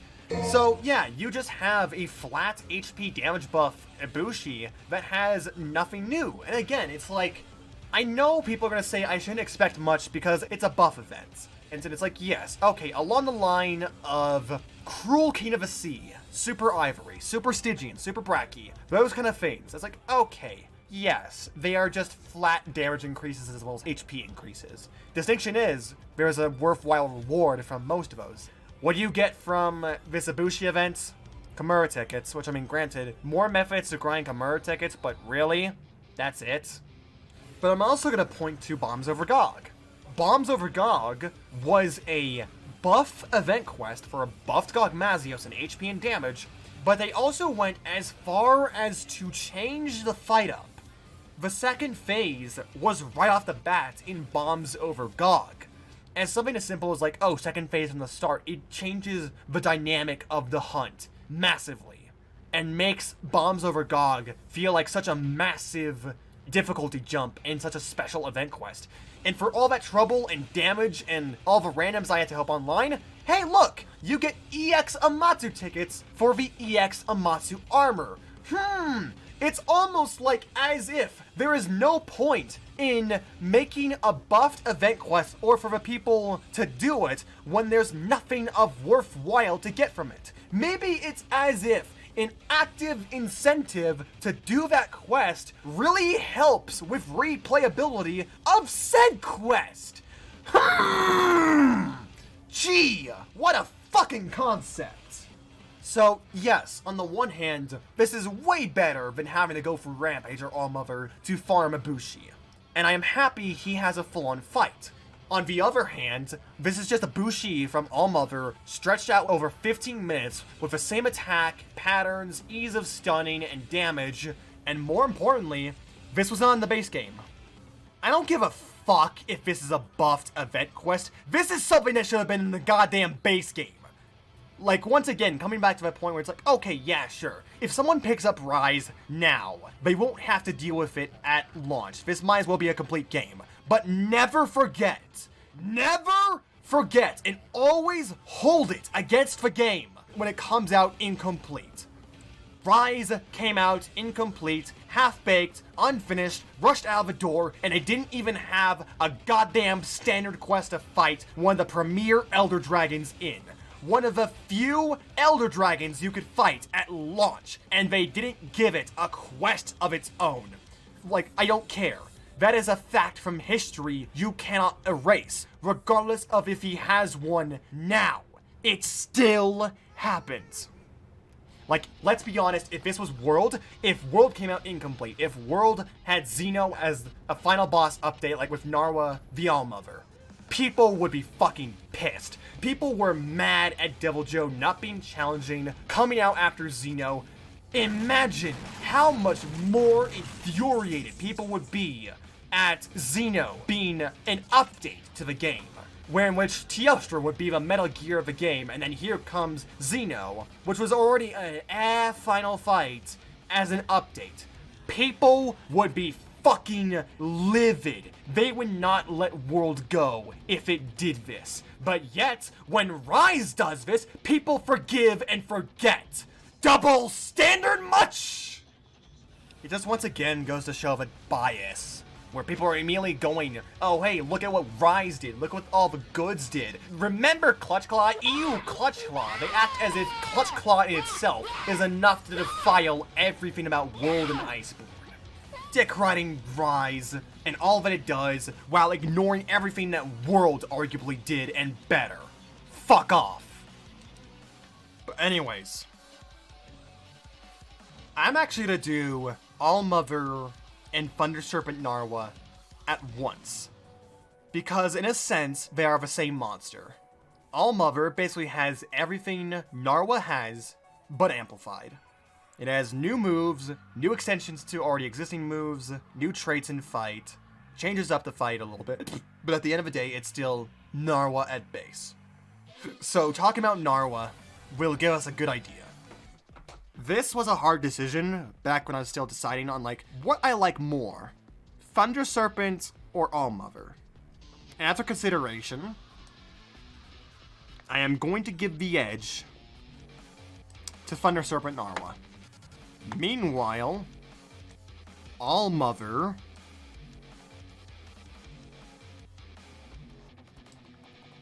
goes in top grade. So let's cover Thunder Serpent Narwa first. And what a great, absolutely fantastic fight.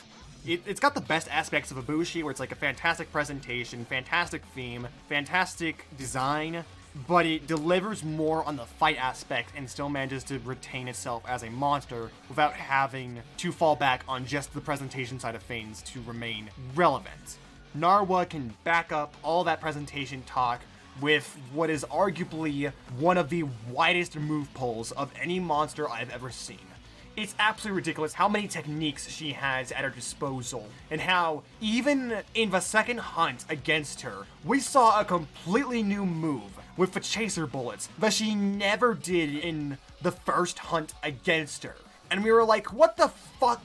What else does she have? I mean, that was the last move she had, but like, as the fight with Thunder Serpent Narwa in that first hunt kept continuing, we were like, what else does this monster pull out? Basically everything. Various iterations of thunder rains it shoots out from its hands that do various effects, whether it be the 1-2 that are moving with the multiple rings in the middle and to mess you up in terms of dodging, expanding, and contrasting. The one ring, it charges it up before launching it, that then levitates a platform where it inevitably goes off and dissipates. It's got the tail slam, as already mentioned, with Ibushi, the beam that destroys everything. I don't know why I called it that in the initial hunt, but I'm sticking with that name. The little twirl arounds she does, expanding rings from her arsenal, the double ups she does on various moves, and again, as I said, the chaser bullets, which are just such a cool move, and even her ultimate, where she shoots a thunder beam all across the arena, requiring you to first hide under a platform and then go on a new set of platforms to shoot at her before she Sapphire Stars. And hell, even the stages in the fight where she gets to her next in Rage are interactive, and they have platformer hell segments involving the various thunder pillars coming out and the rings that expand and contract out of her. And there's so much that comes out of this monster that you have to deal with. And that's all at base moves I'm talking, and that's not even mentioning like all the extensions and upgrades she gets in the fight as you get closer to her demise. But the main reason why Narwa sticks the landing for me in Fantastic is the sense of movement and the artillery throughout. Because Allmother, in a large aspect, does everything Thunder Serpent does, but better. It is way more aggressive, it is much more dangerous, it is further augmentations to its already established moves that change and vary things up. It even has Ibushi wind currents thrown into the mix on certain attacks. It's got absolutely ridiculous attacks that put Frontier to shame, and it's just a really challenging fight. And they even have all the endemic life scattered around the cavern that you can just grab and pick up. Why they are all down here, I don't know, but shut up, it's a video game. And again, as I said earlier before, like with the Atal Ka super and the absolute death that commits if you dodge improperly or get in too early with the Dragonair Spears, and then that leading into the Sapphire Star.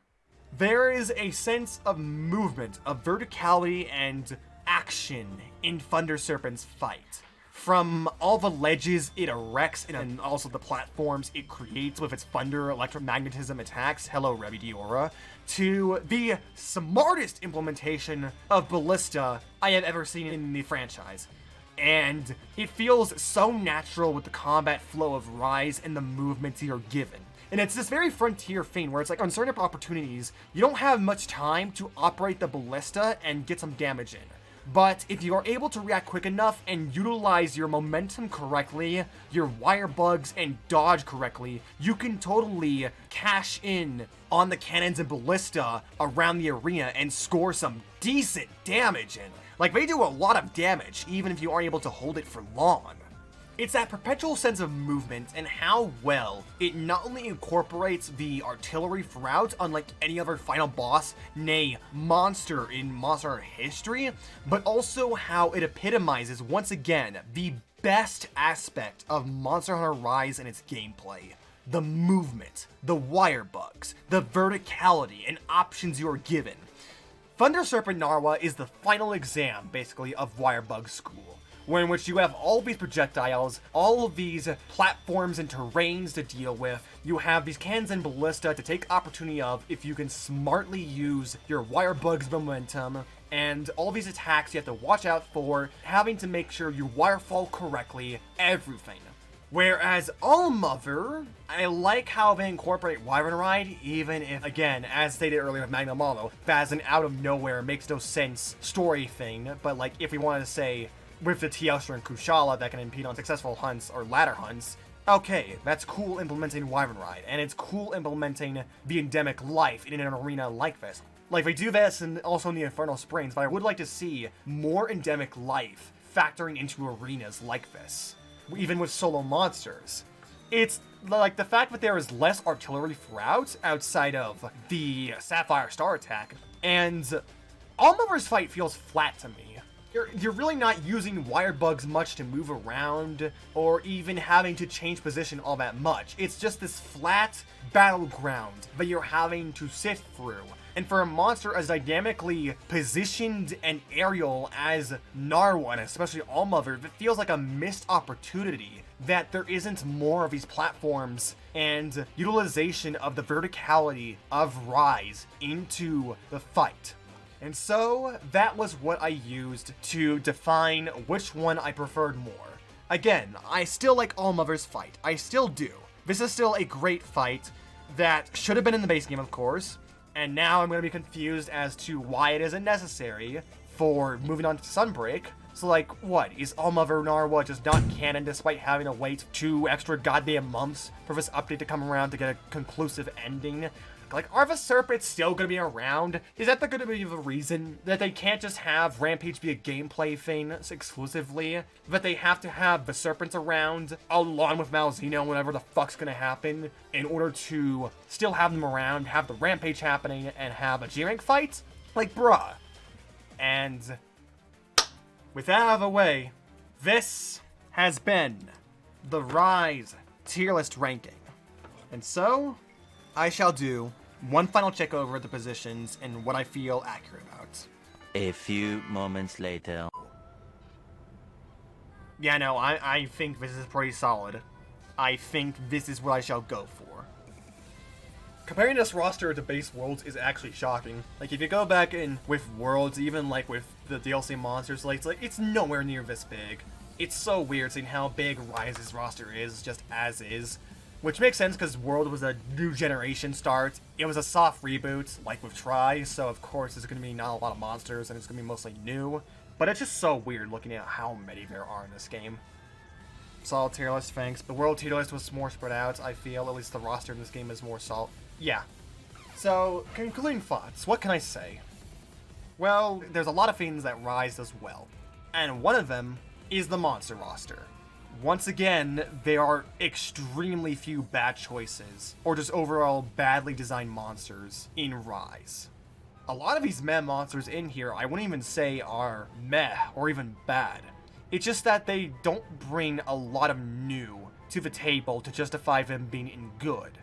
I like Barroth, I like Ludroth, I like Lagombi. I don't find many of these monsters in meh annoying, or don't have enough wrong with them to put them in the lower end of the list.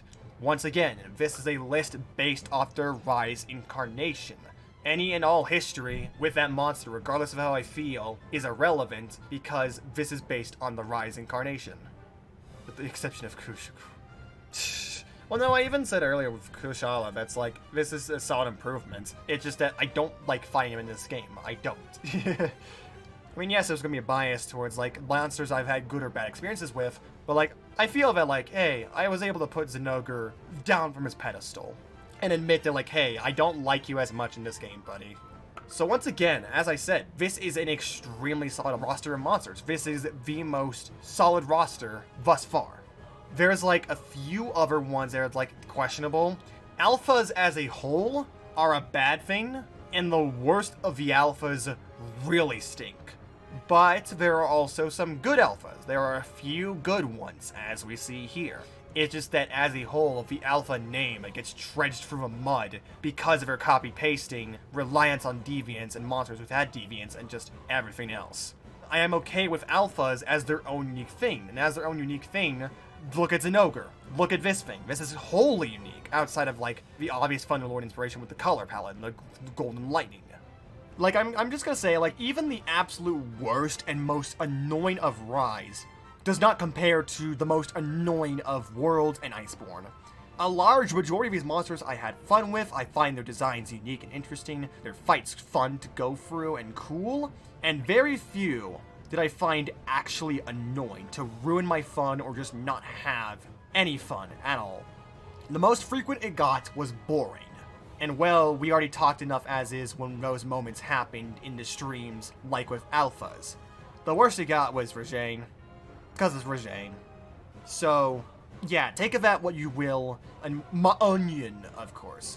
And that's the biggest thing to distinguish. Once again, this is all my opinion. I try to have a bit of objective design into there to look at how the monster is created from the ground up, what is in the design, to back up my opinion, like if there are any questionable hitboxes, if there are mechanics that don't work well. And I try to be objective with a lot of the things, but at the end of the day, this is opinion-based. This is based on my enjoyment of the monsters, how fun I find them to be, and everything like that. And as I said in the Iceborne tier list, there's no bet I'm going to be feeling the same in a few months. And even a year after this, or when Sunbreak comes out, depending on the changes that are introduced with these monsters. Am I going to feel the same? No. No, I'm not. That's just what happens. Time changes everybody. We grow and adapt and evolve, and our views differ as time passes. And once again, I just ask people, please try and be civil, be understanding with one another, with this video in general, and try and have conversations with it, talk with other people, all of that. Don't be an ass about this. And, like again, I know that I have a bit of a stigma, I guess, now, because it's like, Rise bad. But, again, as I said in the Royal Autopsy, Rise is not a bad game. It's an okay game. It's just that it has flaws in it, and we need to recognize that. And in the case of certain flaws, they directly affect the monsters and our enjoyment with them. Which again, personal enjoyment of the game, good for you, but it's like we should not ignore the state this game launched in. We should not ignore the rushed development of Rise and how this game was clearly pushed out for the end of the fiscal year to earn a bit more money. And hey, look at that. It worked. Rise is one of the top 10 Capcom Platinum sellers of all time. It's like number 7 last time I saw. Congratulations. It worked. And it's like, if we keep giving them the okay, but it's okay to make a base launch this sorry, but it's okay to exclude the final boss and the ending and the conclusion to a story, a natural conclusion, not something like Fatalis where it's a bonus, a bona fide conclusion to an incomplete story, they're gonna keep getting away with it. You give developers and people an inch, they're going to take a mile. That's how the industry works. Like, regardless of what they feel about you, at the end of the day, it's all about profits, and they will do what it takes to get it, and to stay afloat. That's unfortunately how it is. Like, you can like and support the people on the team, and again, like, I don't hate the portable team. I am absolutely sure that there were people on the team who vetoed the rushing of this game, who poured their heart and soul into Monster Rise to make it the best it can be. I am sure there are people who were sorry about the state Monster Rise released in and are doing all they can, or did all they can, to fix it. And I am kind of hopeful for even the direction Sunbreak is taking right now on Twitter with the new director, Suzuhara? Someone can correct me in the chat right now, but the new director is making the Twitter posts and like in-depth behind the scenes about Sunbreak. Its most recent being like the motion capture. Like, honestly, with Ichinose stepping down, I'm a bit more optimistic about Sunbreak, but I'm not too hopeful, because again, I'm still significantly worried about how early it was announced with Rise. Like, generally they give about a year's time length before announcing these expansion games. Like, it was no less than 6-7 months after launch even fewer if we want to say 3.0 is what the game should have been. Okay, fine. Even going by 3.0, it's even shorter. So, like, of course, considering game developments, like, you have to assume the idea that they were working on Sunbreak in the background along with Rise. And I have no doubt that they were also working on bits of Iceborne with World's development, or when World was released and pumping out updates. But the speed at which they announced Sunbreak has me significantly worried. It has me greatly worried for the overall state of the game, and makes me think that the announcement of Sunbreak, considering how far away it is from the actual release and how little information they're giving us at the current moment, it makes me think that the announcement of Sunbreak was just a thing to stir up publicity and positivity towards Rise. To get the people off of the developers' back and just say, oh hey look, it'll all be fine because of expansion. Which, sure, the expansion could fix things, but that depends on what the expansion does. And considering the fact, again, of its announcement, how far away it is, the lack of information, and how apparently they're adding in new actions, like, fuck, man. In the review, I go on and about wyvern riding and wire bug and how few monsters can handle it, and just overall systems, and now we're going to add yet another function that hunters can do? Make them even more powerful?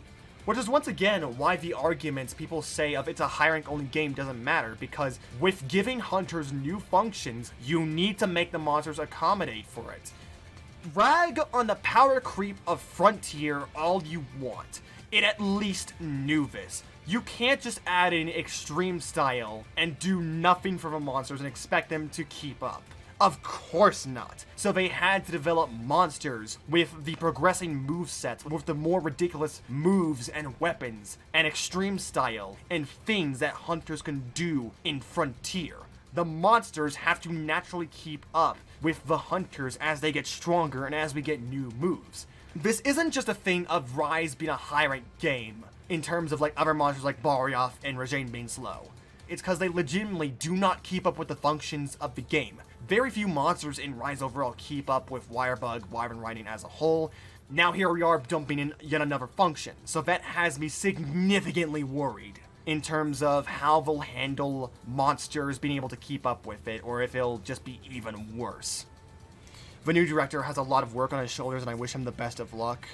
Yeah, and he seems like a good director from the games he's credited in terms of monster, so taking the lead on a big project like this, I hope the best for him, and I want to hope the best for Sunbreak, but I want to remain realistic considering my opinions about Rise. But what am I saying all of this? This has all been about the monsters, with me rambling, considering, well, it's me, of course, I ramble a lot. But I'm sorry to all the people who, with this video, suddenly diverged into an about Sunbreak video, or whatever. It's like, I would like to think Sunbreak could be good. I would like to think that I would play Sunbreak and have a fun time with it. But I'm gonna be realistic, I'm gonna keep a wary eye out, I'm gonna look out for trailers, see if there's anything to be concerned about, and more importantly, consider the demo, and if there is enough in the demo to convince me to buy the game, to pay up $40, then I'll do it. If not, I'm going to wait a week and see what other people say, and see what the general consensus is on Sunbreak, if there's anything I need to be concerned about, or whatever. Because at the moment, I am not willing to pay up $40 without knowing anything about this game. But once again, this has been my Monster Rise tier list, and I look forward to see what the people say in the comment section below, what people think. Please be civil with one another, of course, respect each other's opinions, and I want to be hopeful for Sunbreak, want to see what it can do with new monsters, or the ones already in Rise, but we shall see.